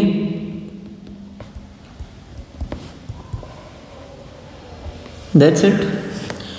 सो आई होप ये समझ में आया होगा। मैं एक बार से फटाफट ओवरव्यू दे देता हूँ दोबारा से। जब कंपनी बिजनेस की मतलब जो बाइंग कंपनी होती है वो किसी दूसरी कंपनी को परचेज़ कर रही है, उस कंपनी की वैल्यू 10 रुपये की है, आप उसको 11 रुपये या 12 रुपये भर रहे हो। ठीक है, तो जो डिफरेंस होगा, मतलब हम ज़्यादा भर रहे हैं तो जो डिफरेंस होगा वो गुडविल होगा। तो इसके लिए अगेन वही सेम एंट्रीज होंगी, सारी एसेट्स डेबिट, सारी लायबिलिटीज़ क्रेडिट। ठीक है, और जो डिफरेंस वो ऊपर आएगा डेबिट में, वो गुडविल होगी हमारी। मतलब हमने गुडविल खरीद ली उस बंदे की, उसको एक्स्ट्रा अमाउंट पे करके। फिर उसके बाद उसको डिवेंचर इशू कर देंगे वेंडर, मतलब दूसरी एंट्री होती है वेंडर टू परसेंट डिवेंचर्स। ठीक है, अगर तो पार पे किया सिंपल, प्रीमियम पे किया तो सिक्योरिटी प्रीमियम रिजर्व आ जाएगा साथ में, और अमाउंट नंबर ऑफ डिबेंचर्स निकाल लेंगे। कैसे निकालेंगे? Value of business divide by value per debenture plus premium per debenture. अगर डिस्काउंट है तो फिर अगेन पहली एंट्री सेम, दूसरी entry vendor to vendor account debit, loss on issue और discount on issue of debentures account debit to percent debentures. दूसरा part जो होगा इसका, मैं इसको दूसरे कलर से लिखता हूँ, ठीक है, so that you can easily differentiate. अगर आपको PDF भी चाहिए होगी, मैं आपको PDF भी प्रोवाइड कर दूंगा, ठीक है। आप मेरे को व्हाट्सएप करेंगे उसके लिए, ठीक, 9870430333 इस नंबर पर, ठीक है। मैं आपको साथ के साथ ही इसकी PDF शेयर कर दूँगा। अब नेक्स्ट पॉइंट क्या आता है कि when buying company is paying less than the book value of selling company। बहुत सिंपल है कि जब बाइंग कंपनी जो है वो सेलिंग कंपनी को उसकी बुक वैल्यू से कम पे कर रही है, जैसे सारी की सारी एसेट्स टेक ओवर करी 10, सारी की सारी लायबिलिटीज टेक ओवर करी 2, परचेज कंसिडरेशन है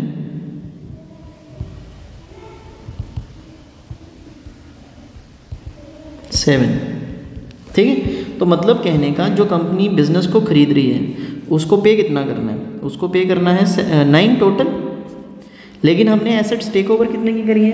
बिजनेस की जो प्रॉपर्टी है, बिजनेस की जो ओन की हुई चीज़ें हैं वो हमारे पास आ रही हैं 10 की, तो मतलब हम उसको 1 कम पे कर रहे हैं, ठीक है। तो जो 1 कम पे कर रहे हैं ना, वो कंपनी जो बाइंग कंपनी है उसके लिए एक बेनिफिट होगा, फ़ायदा हो रहा है ना, कि हम 10 की जगह पे 9 पे कर रहे हैं, है ना, तो 1 का फ़ायदा हो रहा है। तो जो ये बेनिफिट होगा तो इसकी नेचर क्या होगी, मैं यहाँ पे नोट लिख देता हूँ, benefit arise out of buying a whole company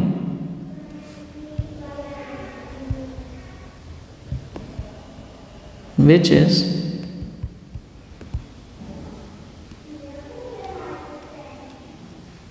benefit arise out of buying a whole company from someone and paying less than the net worth or the book value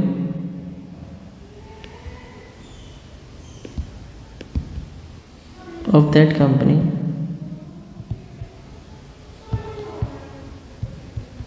will be termed as capital gain. ये कौन see nature का gain होता है? Capital nature का, which will B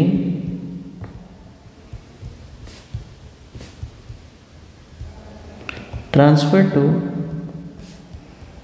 capital reserve. तो ये कौन से रिजर्व में ट्रांसफ़र किया जाएगा? Capital reserve. मतलब जो भी अमाउंट हमें बिजनेस को सस्ता खरीदने से फ़ायदा हो रहा है, तो वो फ़ायदा जो है हमारे लिए कैपिटल नेचर का फ़ायदा होगा, और वो हम कहाँ पे ट्रांसफ़र करेंगे? कैपिटल रिजर्व, ठीक। नेक्स्ट पॉइंट, अब इस केस में होगा क्या? एंट्रीज कैसे निकालेंगे? जर्नल एंट्रीज, ठीक है। अभी हम सारे के सारे कंसेप्ट समझ लेंगे, और फिर इसके बाद लास्ट में ना हम क्या करेंगे, सारे के सारे कंसेप्ट जो हमने कर लिए हैं इनके क्वेश्चंस की एक प्रॉपर मतलब एक वर्कशीट होगी। मैं सारे क्वेश्चन उसमें आपको करवा दूंगा, 8-10 क्वेश्चंस होंगे, उससे आपको एक होल्ड बन जाएगा कि हमने इन क्वेश्चंस को कैसे अटेम्प्ट करना है, ठीक है। तो एंट्री क्या होगी? पहली, एसेट टू वेंडर, मतलब all assets debited, all liabilities credited,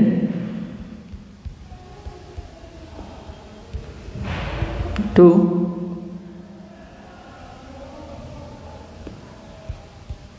vendor। अब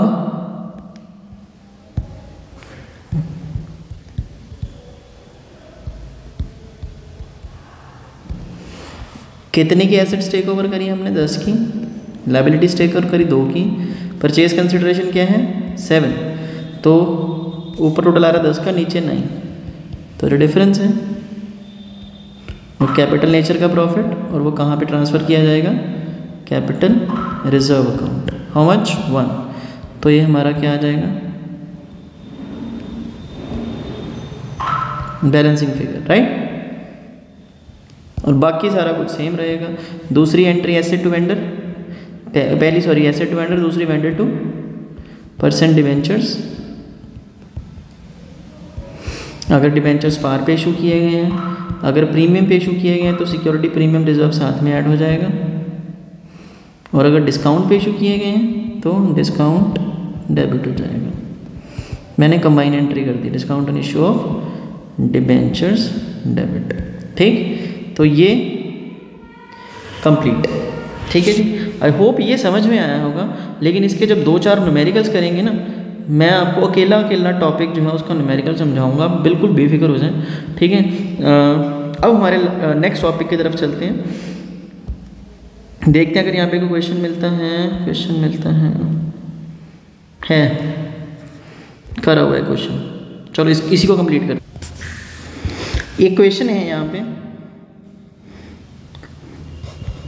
देखो ये मतलब मेरे पास इस क्वेश्चन की ना स्टेटमेंट नहीं है, because I don't have book right now, लेकिन मैं आपको समझा देता हूँ ये कैसे हुआ है। देखो एक बिज़नेस है, जिस बिज़नेस का नाम नहीं पता, मतलब बाइंग कंपनी का नाम नहीं पता, जो वेंडर कंपनी है मतलब उस कंपनी का नाम है वृंदावन लिमिटेड, ये सेलिंग कंपनी है, ठीक है। अब हुआ क्या कि जिस कंपनी ने वृंदावन लिमिटेड से बिज़नेस परचेज किया, उन्होंने लैंड एंड बिल्डिंग उठाया 9 लाख का, प्लांट मशीनरी उठाया 8 लाख का, पेटेंट्स जो हैं वो उठाए 40,000 के, सन्ड्री लेटर्स उठाए हैं 7,60,000 के, और स्टॉक उठाया है 440 का, ठीक है। सन्ड्री क्रेडिटर्स उठाए हैं 120 के, 4 लाख के उनको पेमेंट कर दी गई है कैश में, चेक में, ठीक है। और बाकी परचेज कंसिडरेशन निकला 21 लाख का, ठीक। अब हमने एसेट्स टेक ओवर की हैं, वो सारी की सारी डेबिट हो गई, land and building debit, plant machinery debit, patents debit, sundry debtors debit, stock debit. इन सबको अगर मैं टोटल करूँ तो आता है 29,40,000, ठीक। लाइबिलिटी टेक ओवर की है सिर्फ सन्ड्री क्रेडिटर्स की 1,20,000 की, ठीक है, और पेमेंट कर दी है उनको 4 लाख की, ठीक।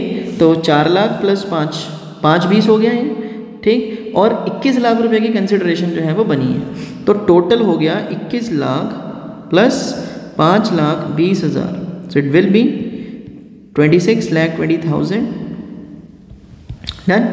तो ये आ गया मेरे पास टोटल अमाउंट जो हमने वृंदावन लिमिटेड को देना है, ठीक। लेकिन हम उनकी एसेट्स कितनी उठा रहे हैं, 29,40,000 रुपये की, मतलब जो हमने पे करना है वो अमाउंट कम है then the amount of assets which we have taken over. So 29,40,000 की एसेट्स को टेक ओवर किया गया है, 26,20,000 की जो पेमेंट है उनको करनी है, तो जो डिफरेंस है वो हमारा क्या हो जाएगा, फ़ायदा। तो कितना माइनस कर दो इसमें से, कितना होगा ये, 3,20,000, राइट। तो 3,20,000 जो है वो मेरा कैपिटल नेचर का गेन है, कैपिटल नेचर का फ़ायदा है। तो एक कैपिटल नेचर का फ़ायदा जो है वो कहाँ पे ट्रांसफ़र कर दिया जाएगा, कैपिटल रिजर्व में, ठीक। तो जर्नल एंट्री कंप्लीट। अगेन सारी एसेट्स को डेबिट कर दिया गया है, सारी लाइबिलिटीज़ को क्रेडिट, एक ही लाइबिलिटी है, और बाकी 4 लाख उनको चेक के थ्रू पे कर दिया गया है, बाकी का हम डिबेंचर इशू कर देंगे उनको 21 लाख रुपये का, सॉरी। टोटल करा, डिफरेंस आ रहा है, कम पे किया है, ठीक। तो जो कम पे किया है वो कंपनी का क्या हो जाएगा, कैपिटल नेचर का benefit which has been transferred to capital reserve, ठीक। That is 320। Next point is, अब वृंदावन लिमिटेड जो है वो हमने वेंडर है हमारा, ठीक है। तो एसेट टू वेंडर पहली एंट्री हो गई, फिर वेंडर टू जो परसेंट डिबेंचर होते हैं, तो इस केस में डिबेंचर इशू करे गए हैं 5% प्रीमियम पे, मतलब 100 रुपये का एक डिबेंचर था, 5 रुपये उसके ऊपर प्रीमियम आ गया, तो टोटल अमाउंट बन गया 105। तो अब उनके बाद मतलब जो हमने परचेज कंसिडरेशन है वो कितने की करी हुई है उनको, 21 लाख रुपए की। अगर मैं इसको 105 से डिवाइड कर दूँ तो ये मेरे पास निकल के आ जाएगा कितना, 20,000, कितने आएंगे, 20,000 डिबेंचर्स आ जाएंगे, ठीक। 20,000 डिबेंचर्स जो हैं, number of debentures will be 20,000। तो अब 20,000 का क्या करना है, पहले तो जितने से वृंदावन लिमिटेड क्रेडिट हुआ उतने से वृंदावन लिमिटेड को डेबिट कर देंगे same amount to percent debenture. इसमें हमेशा फेस वैल्यू आती है। 20,000 डिवेंचर है, 100 रुपये का एक है, 20 लाख हो गया। 5 रुपये पर डिवेंचर प्रीमियम है, तो 20,000 को 5 से मल्टीप्लाई करा तो ये अमाउंट निकल के आया 1 लाख रुपये। ठीक, तो ये सिंपल डन कंप्लीट हो गया। नंबर ऑफ डिवेंचर्स मैंने निकाले हुए हैं यहाँ पे। सो ये ऑल एंड ऑल बहुत ही सिंपल कॉन्सेप्ट है। मैं उम्मीद करता हूँ कि आपको ये समझ में आ गया होगा, है ना। एक लास्ट टॉपिक रह गया है, वो हम अब स्टार्ट करते हैं। ये पेपर में 6 नंबर का क्वेश्चन आता है। जो अभी हमने किया ये 4 नंबर का आएगा और ये नेक्स्ट जो है वो 6 नंबर का आएगा। ठीक है, बहुत इंपॉर्टेंट है, बहुत ज़्यादा इंपॉर्टेंट है और कंफर्म्ड है कि ये पेपर में क्वेश्चन आएगा ही आएगा। ठीक है, रिडम्पशन ऑफ डिवेंचर्स, बेसिकली ये रिडम्पशन नहीं है, इट इज़ कंडीशन। ये प्री कंडीशंस होती हैं जो पहले ही क्रिएट की जाती हैं। ठीक है, तो ये अब टॉपिक हम क्या करते हैं, स्टार्ट करते हैं। Conditions of redemption of debentures. So this will carry 6 marks. 6 number का टॉपिक है और ये पक्का कंफर्म आएगा ही आएगा 6 मार्क्स में। ठीक है, तो टॉपिक का नाम है conditions of redemption of debentures. ठीक है, conditions of redemption of debentures मतलब जब कंपनी डिवेंचर्स को रिडीम करती है। रिडम्पशन का मतलब क्या होता है, रिडम्पशन मीन्स रीपेमेंट। जब हम जिनसे पैसे लेते हैं उनको पेमेंट कर दी जाए वापस, जैसे जिससे पैसे लिए उसको वापस तो करनी है ना। तो कंपनी जब जिनसे पैसे लेती हैं, जब उनको रिटर्न कर देती है, दैट इज़ कॉल्ड रिडम्पशन। ठीक है, लोन के केस में, डिवेंचर्स के केस में, प्रेफरेंस शेयर्स के केस में जो है वर्ड यूज़ किया जाता है रिडम्पशन। ठीक है, redemption means repayment. So in this part company creates the conditions for the redemption of debentures. Company क्या करती है, कंडीशंस क्रिएट करती है रिडम्पशन के लिए eight the time of issue of debentures. In this a company record the journal entries. Company क्या करती है, जर्नल एंट्रीज रिकॉर्ड करती है। ठीक है, eight the time of issue of debentures, जिस दिन कंपनी ने डिवेंचर इशू किया उस दिन कंपनी जर्नल एंट्रीज पुट करती है with regards to the redemption of debentures as well. और जिस दिन ये कंपनी का रूल होता है कि कंपनी जिस दिन डिवेंचर को इशू करेगी ना, जिस दिन इशू करेगी, and same day it has been decided that when the company is going to redeem the debentures. ठीक है, so following a few conditions under which a company creates various conditions for the redemption of debentures. कि company क्या conditions create करती हैं debentures को redeem करने के time पे, will discuss one by one. मैंने ना यहाँ पे कुछ चीज़ें मतलब इंपॉर्टेंट लिखी हुई है, हाईलाइट दैम। जैसे डिवेंचर्स जो हैं can never be redeemed at discount, मतलब debentures can be issued at, company debenture को पार पे भी इशू कर सकती है, कंपनी डिवेंचर्स को प्रीमियम पे भी इशू कर सकती है और कंपनी डिवेंचर्स को डिस्काउंट पे भी इशू कर सकती है। But debentures can never be redeemed at discount. ठीक है, कंपनी इशू कर सकती है प्रीमियम पे, कंपनी इशू कर सकती है पार पे, कंपनी इशू कर सकती है डिस्काउंट पे। बट डिस्काउंट पे डिवेंचर्स जो है ना वो कभी भी रिडीम नहीं किए जा सकते। It is not possible to redeem the debentures at discount. So यहाँ पे कुछ कंडीशंस हैं, कुछ केसेस हैं, वो हम फटाफट से स्टार्ट करते हैं। Will start with case number 1। तो पहले मैं आपको सारे केस एक बार रीड करवा देता हूँ। सबसे पहला केस है issued at par, redeemable at par, मतलब 100 का इशू किया, या यहाँ पे ना आप हमेशा ये अज्यूम करोगे अभी फ़िलहाल के लिए कि पार वैल्यू जो है वो डिवेंचर की 100 है, प्रीमियम कितना है पर डिवेंचर 10 रुपये, डिस्काउंट कितना है 10 रुपये। ठीक, तो issue at par, redeemable at par, issue भी पार पे किया, रिडीम भी पार पे किया। दूसरा केस है issued at par, redeemable at premium, company ने डिवेंचर को 100 का इशू किया पार वैल्यू पे, 110 का प्रीमियम पे रिडीम किया। जैसे मैंने आपको बोला प्रीमियम इशू के टाइम पे भी 10 है, रिडेम्पशन के टाइम पे भी 10 है, तो रिडीमेबल एट प्रीमियम कितना हो गया 110, मतलब 100 का डिवेंचर आपने 110 का रिडीम किया। तीसरा केस, कंपनी इशू कर रही है प्रीमियम पे, रिडीम कर रही है पार पे। ठीक है, issued at premium, redeemable at par. Fourth, issued at premium, redeemable at premium, premium पे ही इशू किया और प्रीमियम पे ही रिडीम कर रही है company. Then issued at discount, redeemable at par, जब कंपनी डिस्काउंट पे इशू करेगी, रिडीम करेगी पार पे, देन कंपनी डिस्काउंट पे इशू करेगी, प्रीमियम पे रिडीम करेगी। ठीक है, तो इन सब केसेस को कैसे डील करना है, will go at another slide and will solve it one by one, ठीक है। हम एक एक करके इसको फटाफट से सॉल्व करते हैं, ठीक है। सो केस वन क्या कहता है, issued at par, redeemable at par.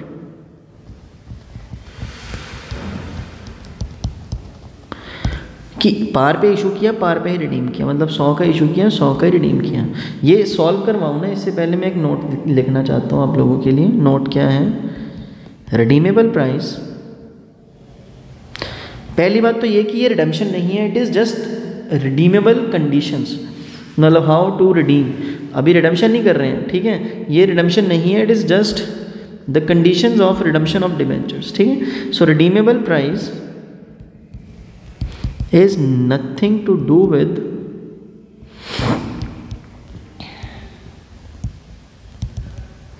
issue price.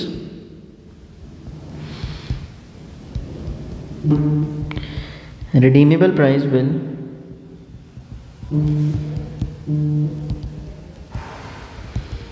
always compare to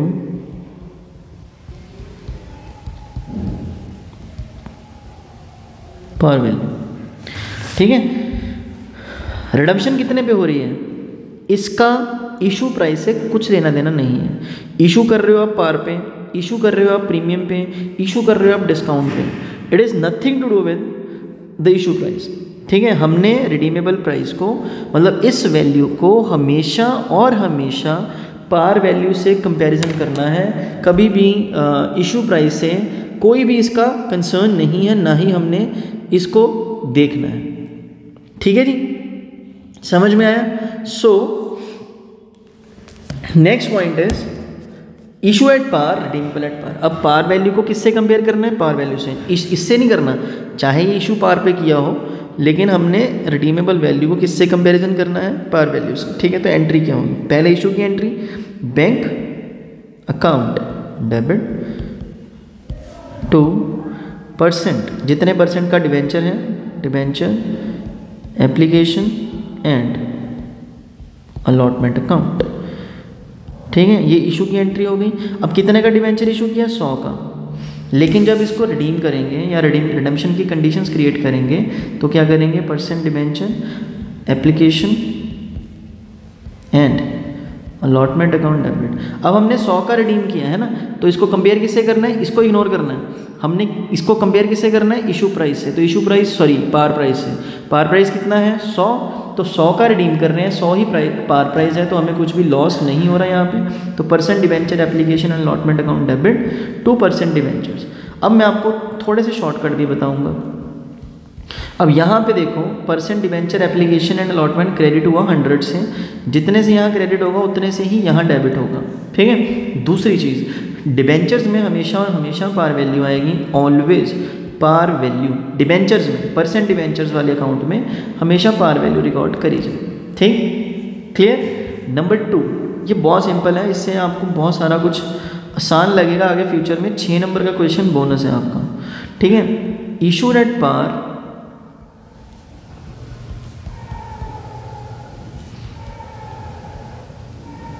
redeemable eight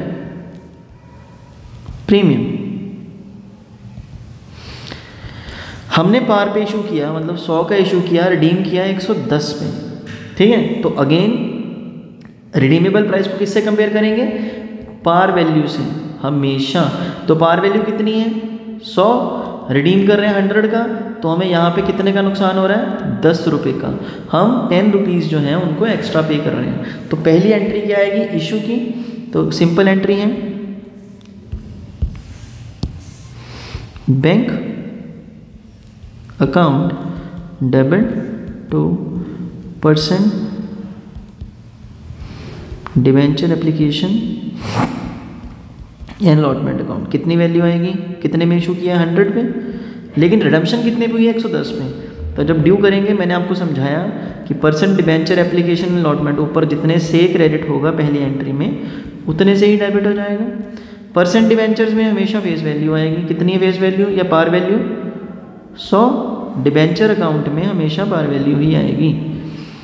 अब यहाँ पे हम 10 रुपये एक्स्ट्रा भर रहे हैं प्रीमियम के, ठीक है, तो इसको क्या बोला जाएगा, premium on redemption of debentures. हम यहाँ पे सिक्योरिटी प्रीमियम नहीं लिखेंगे, प्रीमियम जो है सिक्योरिटी प्रीमियम रिजर्व वो इशू के टाइम पे आता है, रिडम्पशन के टाइम पे लिखेंगे प्रीमियम ऑन रिडम्पशन, वो आगे आएगा, मैं आपको बताऊंगा, इकट्ठा भी होगा किसी एंट्री पे। सो प्रीमियम ऑन रिडम्पशन लिखेंगे यहाँ पे 10। अब हम 10 रुपये एक्स्ट्रा भर रहे हैं, हमें लॉस हो रहा है, लॉसेज आर ऑलवेज डेबिटेड, तो यहाँ पे लॉस आ जाएगा, loss on issue of debentures account debit. Tally हो गया, ठीक है। So this is how we have to go about. Case number 3, issued at discount, sorry premium, redeemable at par,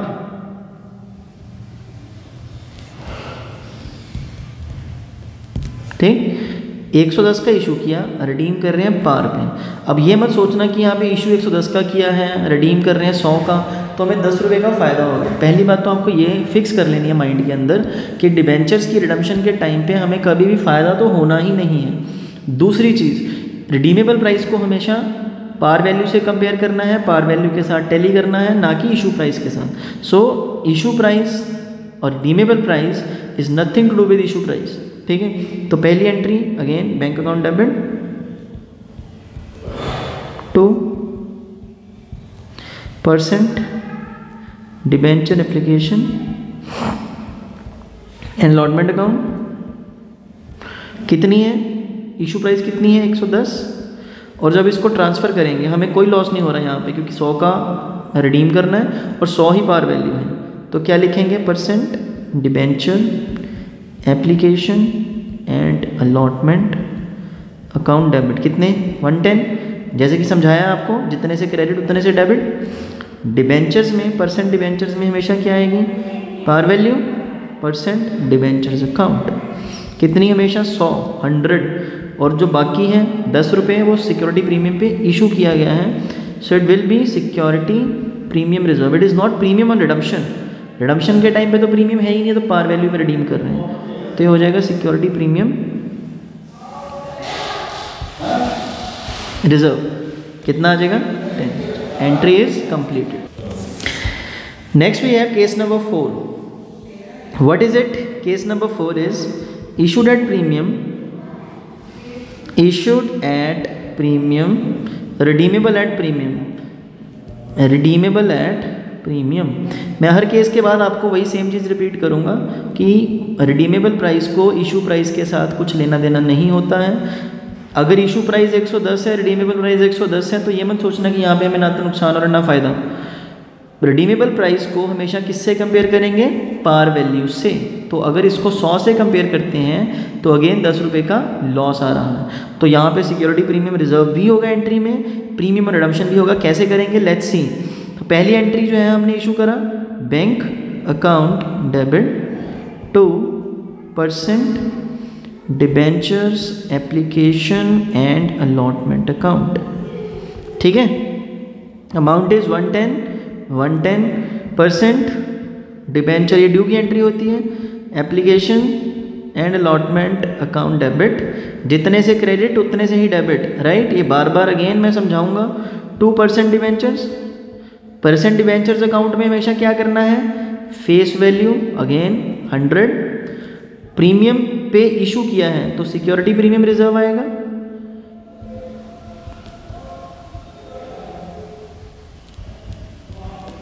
$10, premium पे ही रिडीम कर रहे हैं तो प्रीमियम ऑन रिडम्पशन अकाउंट। तो अब देखो यहाँ पे नीचे टोटल आ रहा है 120, ऊपर 110, लेकिन ये 10 जो प्रीमियम रिडम्पशन पे है ना, ये लॉस होगा कंपनी के लिए, loss on issue of debentures account.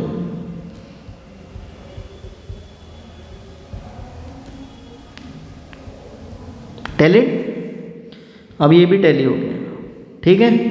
So I hope ये समझ में आ रहा होगा। Last part that is case 5।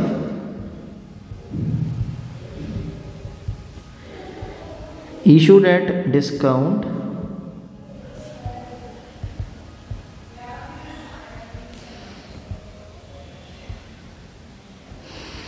Redeemable at पार।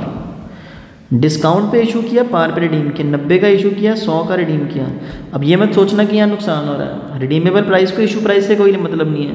किससे मतलब है? पार वैल्यू से, that is 100। No loss, no profit at the time of redemption of debentures. तो हम क्या करेंगे, पहले तो इसकी एंट्री डालेंगे रिसिप्ट की, पहली entry bank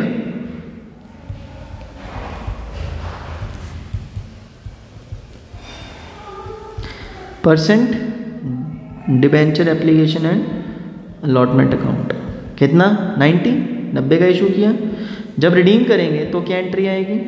percent debenture application and allotment. जितने से क्रेडिट उतने से डेबिट। 90 से परसेंट डिबेंचर्स अकाउंट में हमेशा क्या आएगी? Par value which is 100। अब जो डिफरेंस है, डिस्काउंट दिया 10 का, अब आप discount on issue of debentures भी लिख सकते हैं, loss on issue of debentures भी लिख सकते हैं। डिस्काउंट भी लॉस ही होता है। सो आपकी मर्जी है डिस्काउंट लिखना है या लॉस लिखना है। मैंने इकट्ठा लिख दिया discount loss on issue of debentures account debit. How much? 10। So tally हो गया, दोनों साइड्स मैच कर दें। Last the most important case, क्योंकि इसमें थोड़ा सा पंगा होगा। क्या पंगा होगा देखते हैं। issued at discount redeemable at premium. Discount पे इशू किया, प्रीमियम पे रिडीम कर रहे हैं। 90 का इशू किया, 110 का रिडीम कर रहे हैं। तो क्या करेंगे? पहले तो एंटर रिसीव के डालो, bank account debit to percent debenture application and allotment account 90। फिर उसके बाद इसी percent debenture application and allotment account debit to percent debentures, जितने से क्रेडिट उतने से डेबिट। डिवेंचर्स अकाउंट हमेशा 100 से। अब डिस्काउंट पे इशू किया लेकिन प्रीमियम पे रिडीम हो रहा है, 10 का नुकसान हो रहा है।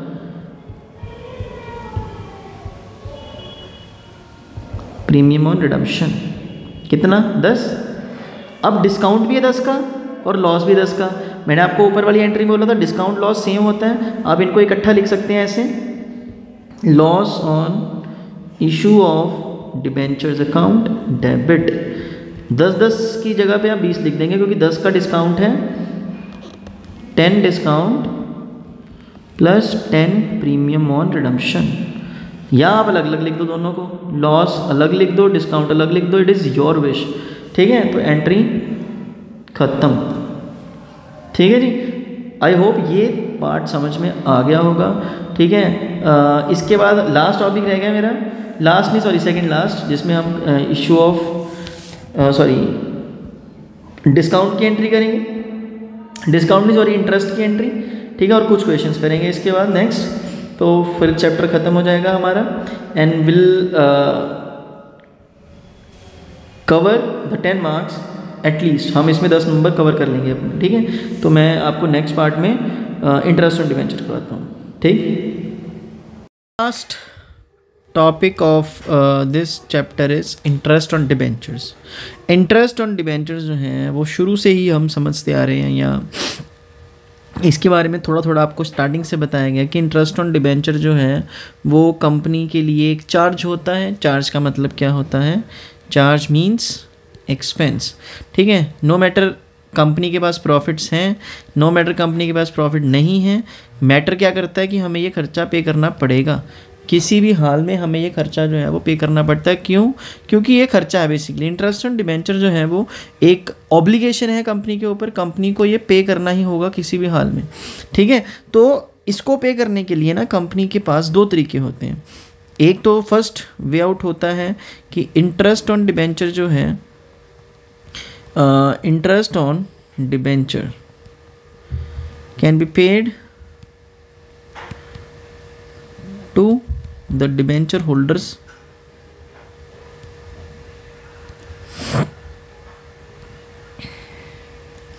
Twice in a year. ठीक है, एक साल में 2 बार पे कर सकते हैं। दूसरा है वंस इन अ ईयर। तो दोनों में अपना अपना जो है वे आउट है, एंट्रीज हैं। ठीक है, तो ये दोनों केस करेंगे। इससे पहले आपको एक इस चीज़ मतलब इस टॉपिक के अंदर जो है हम एक टर्म यूज़ करेंगे जिसका नाम है TDS। TDS का मतलब क्या होता है? Tax deducted at source. Tax deducted at source. Tax deducted at source का मतलब क्या होता है? देखो, TDS जो है ना एक फॉर्म ऑफ टैक्स है जो हमारे कंट्री की गवर्नमेंट जो है ना वो हमारी इनकम से पहले ही कट कर लेती है। ठीक है, जैसे सपोज करो लॉटरी इनकम है, ठीक है, या कह लो लाइक गैम्बलिंग है, ठीक है, स्पेक्यूलेशन है, सट्टेबाजी। इन सब पे जो है ना हमारी इंडिया की गवर्नमेंट 30% का टैक्स चार्ज करती है। अब इतना ज़्यादा टैक्स, TDS जिसको कहते हैं, अब इतना ज़्यादा TDS जो है वो क्यों काटा जाता है? Just because to discourage these kind of activities in the country, कि जो हमारी कंट्री के लोग हैं ना वो इन एक्टिविटीज़ में अपने आप को इन्वॉल्व ना करें। ठीक है, दैट इज़ वाई यहाँ पे जो है इतना ज़्यादा TDS कट किया जाता है। अब आप पूछेंगे कि इंटरेस्ट ऑन डिबेंचर जो है क्या इस पर भी TDS होता है? Interest on debentures, so answer is yes at the rate 10%। जो 10% है ना, this is the threshold limit और the threshold amount which is deducted from the recipient of interest on debenture. मान लो मेरे पास debentures हैं और मेरे पास 1 लाख रुपए के डिबेंचर्स हैं और 10% जो है 10 लाख के डिबेंचर्स हैं, 1 लाख मुझे इंटरेस्ट आ रहा है, तो उस पर 10% जो है 10,000 गवर्नमेंट की तरफ से पहले कट कर लिया जाएगा और मेरे अकाउंट में जो अमाउंट ट्रांसफ़र होगी दैट विल बी 90,000 रुपीज़। ये फिक्स है, ये सेट रहती है एक अमाउंट जो गवर्नमेंट की तरफ से पहले ही कट कर दी जाती है हमारी इंटरेस्ट की इनकम से, राइट। तो अब हम स्टार्ट करते हैं केस 1 जिसमें इंटरेस्ट जो है वो 2 बार, ट्वाइस इन अ ईयर। तो अब इसमें क्या होगा?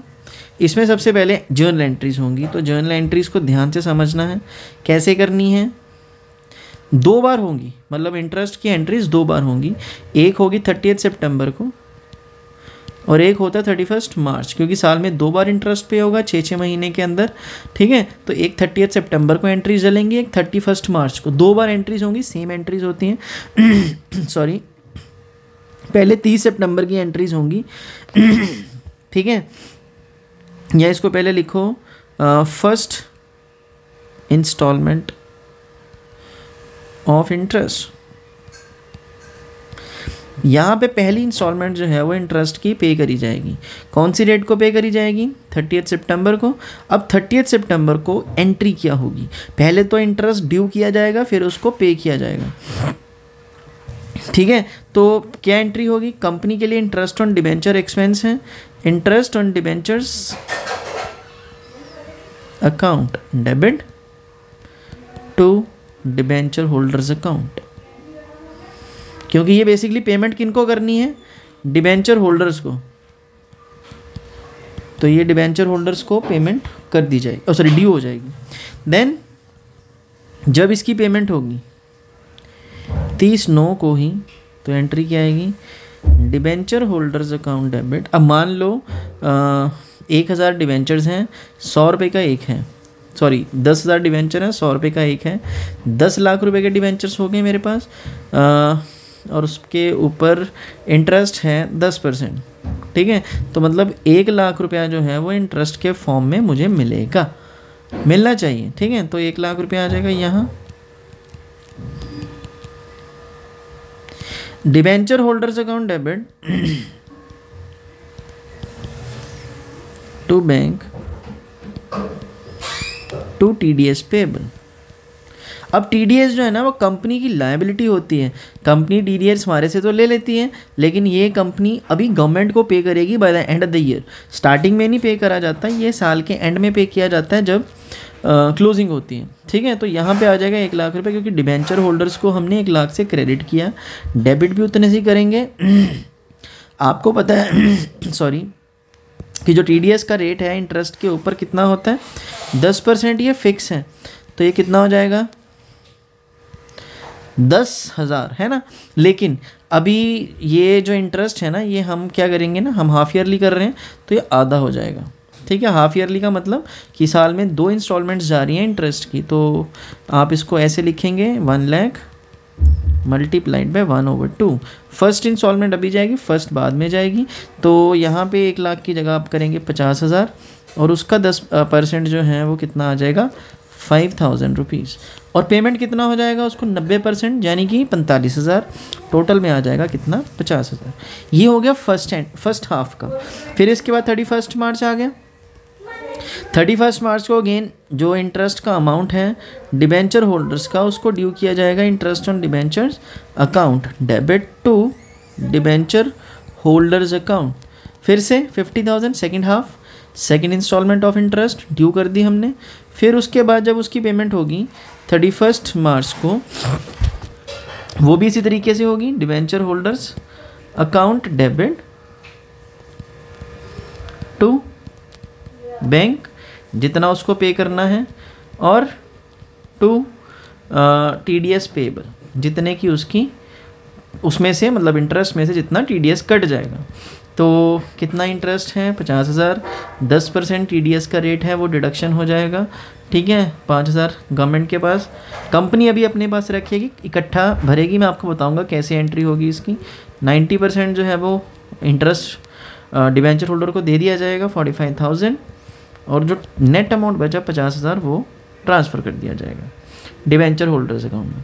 अब सेम डे 2 एंट्रीज़ और आएंगी, ठीक है। कौन कौन सी 2 एंट्रीज़ और होंगी, पहली एंट्री होगी TDS पेमेंट की। TDS पेबल क्रेडिट था, अब क्या हो जाएगा, डेबिट, क्योंकि अब इसकी पेमेंट करने की बारी आ गई, किसको, सरकार को। तो लिखेंगे क्या, TDS payable account debit to bank account. तो टोटल 5,000 यहाँ पे था, 5,000 ऊपर था, टोटल हो गया 10,000, ठीक है। तो आप इसको ऐसे लिखेंगे, 5,000 प्लस 5,000 बीइंग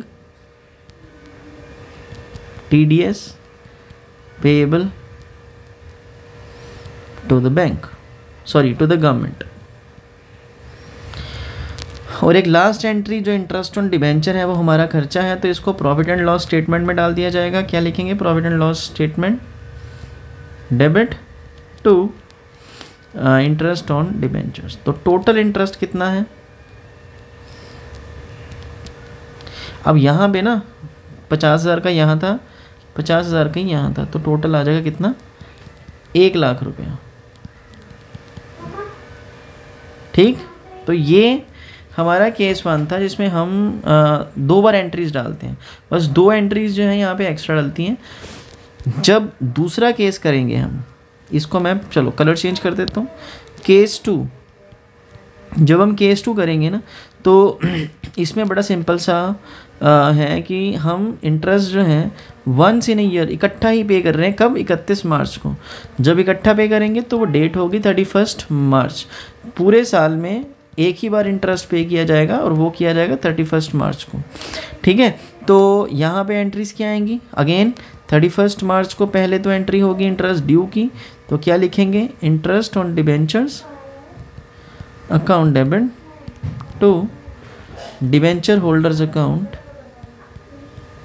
और अमाउंट कितना आ जाएगा, 1 लाख टोटल, क्योंकि 10 लाख के डिबेंचर्स थे, 10% इंटरेस्ट था, ठीक है। तो जब इसकी पेमेंट करी जाएगी 31 मार्च को, तो एंट्री क्या आएगी, debenture holders account debit to bank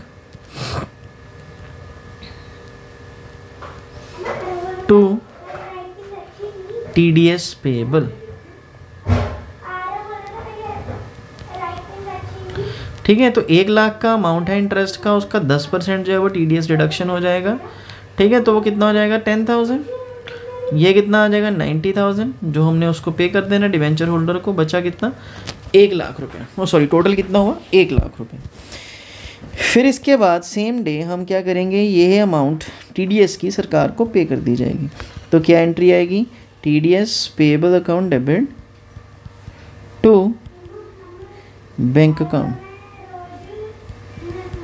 ठीक है। तो कितना हो जाएगा 10,000, 10,000, ठीक है 10,000। और लास्ट एंट्री जो है वो हम ट्रांसफ़र करेंगे इंटरेस्ट ऑन डिवेंचर को, कहाँ पे ट्रांसफ़र होगा ये, प्रॉफिट एंड लॉस स्टेटमेंट।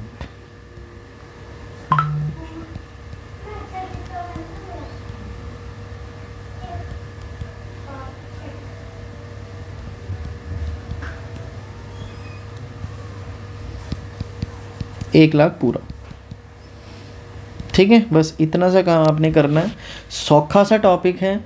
किस्मत अच्छी हुई तो ये क्वेश्चन पेपर में आ सकता है, किस्मत अच्छी नहीं हुई तो नहीं आएगा, है ना। तो ये बोनस होगा अगर आपके लिए ये आएगा तो, ठीक। तो ये ऑलमोस्ट डन है। एक छोटा सा टॉपिक है, उसका नाम है कोलैटरल सिक्योरिटी। वो मैं आपको ऐसे ही फटाफट से किसी दिन किसी और लेक्चर के साथ जो है ना वो कंप्लीट करवा दूंगा। इम्पॉर्टेंट नहीं है, बहुत ज़्यादा इजी है, 2 मिनट का काम है, ठीक है। तो वो हम फिर कभी किसी और लेक्चर के साथ कर लेंगे। ये क्वेश्चन था, मैंने बच्चों को करवाया था पहले, कंपार्टमेंट 2023 जुलाई में ये पेपर में पूछा गया था। बहुत सौखा इजी क्वेश्चन था, ठीक है। जो हमारा पार्ट था ना वो इंटरेस्ट ऑन डिबेंचर्स नहीं, जो रिडम्पशन की कंडीशंस थी हमारी, ठीक है, वो वाला क्वेश्चन था, बहुत इजी था। पेपर में पूछा गया था बच्चों से, और मैंने अपने बच्चों से करवाया था, सब ने ऑलमोस्ट सही कर दिया था, ठीक है। और ये क्वेश्चन जो है वो अच्छा, इंटरेस्ट ऑन डिबेंचर ये लग, चलो कोई बात नहीं, ठीक है। तो ये सौखा है क्वेश्चन, बहुत इजी है। ये पीडीएफ अगर आपको चाहिए तो मैं सारी की सारी पीडीएफ शेयर कर दूंगा। ये आप इसके लिए आपको क्या करना पड़ेगा, मेरे को इस नंबर पे व्हाट्सएप मैसेज कर देना 9877043033। इस नंबर पे व्हाट्सएप कर देना, हमारा व्हाट्सएप में ग्रुप बना हुआ है। तो यहाँ पे आपको ये पीडीएफ जो है इसकी मिल जाएगी। सारे नोट्स हैं, सारे इंपॉर्टेंट न्यूमेरिकल्स हैं, आगे पीछे के जितने भी हैं, ठीक है। तो वो सारे आपको इसमें मिल जाएंगे, राइट। तो हम नेक्स्ट पार्ट में मिलेंगे। ये चैप्टर जो है हमारा ऑलमोस्ट ख़त्म है। इसके बाद मैं आपको कैश फ्लो समझाऊंगा और फिर हम करेंगे शेयर कैपिटल। एक ही शॉट में सारा आपको करवा दिया जाएगा, ठीक है जी। तो मिलते हैं हम नेक्स्ट वीडियो। तब तक के लिए take care, bye bye, thank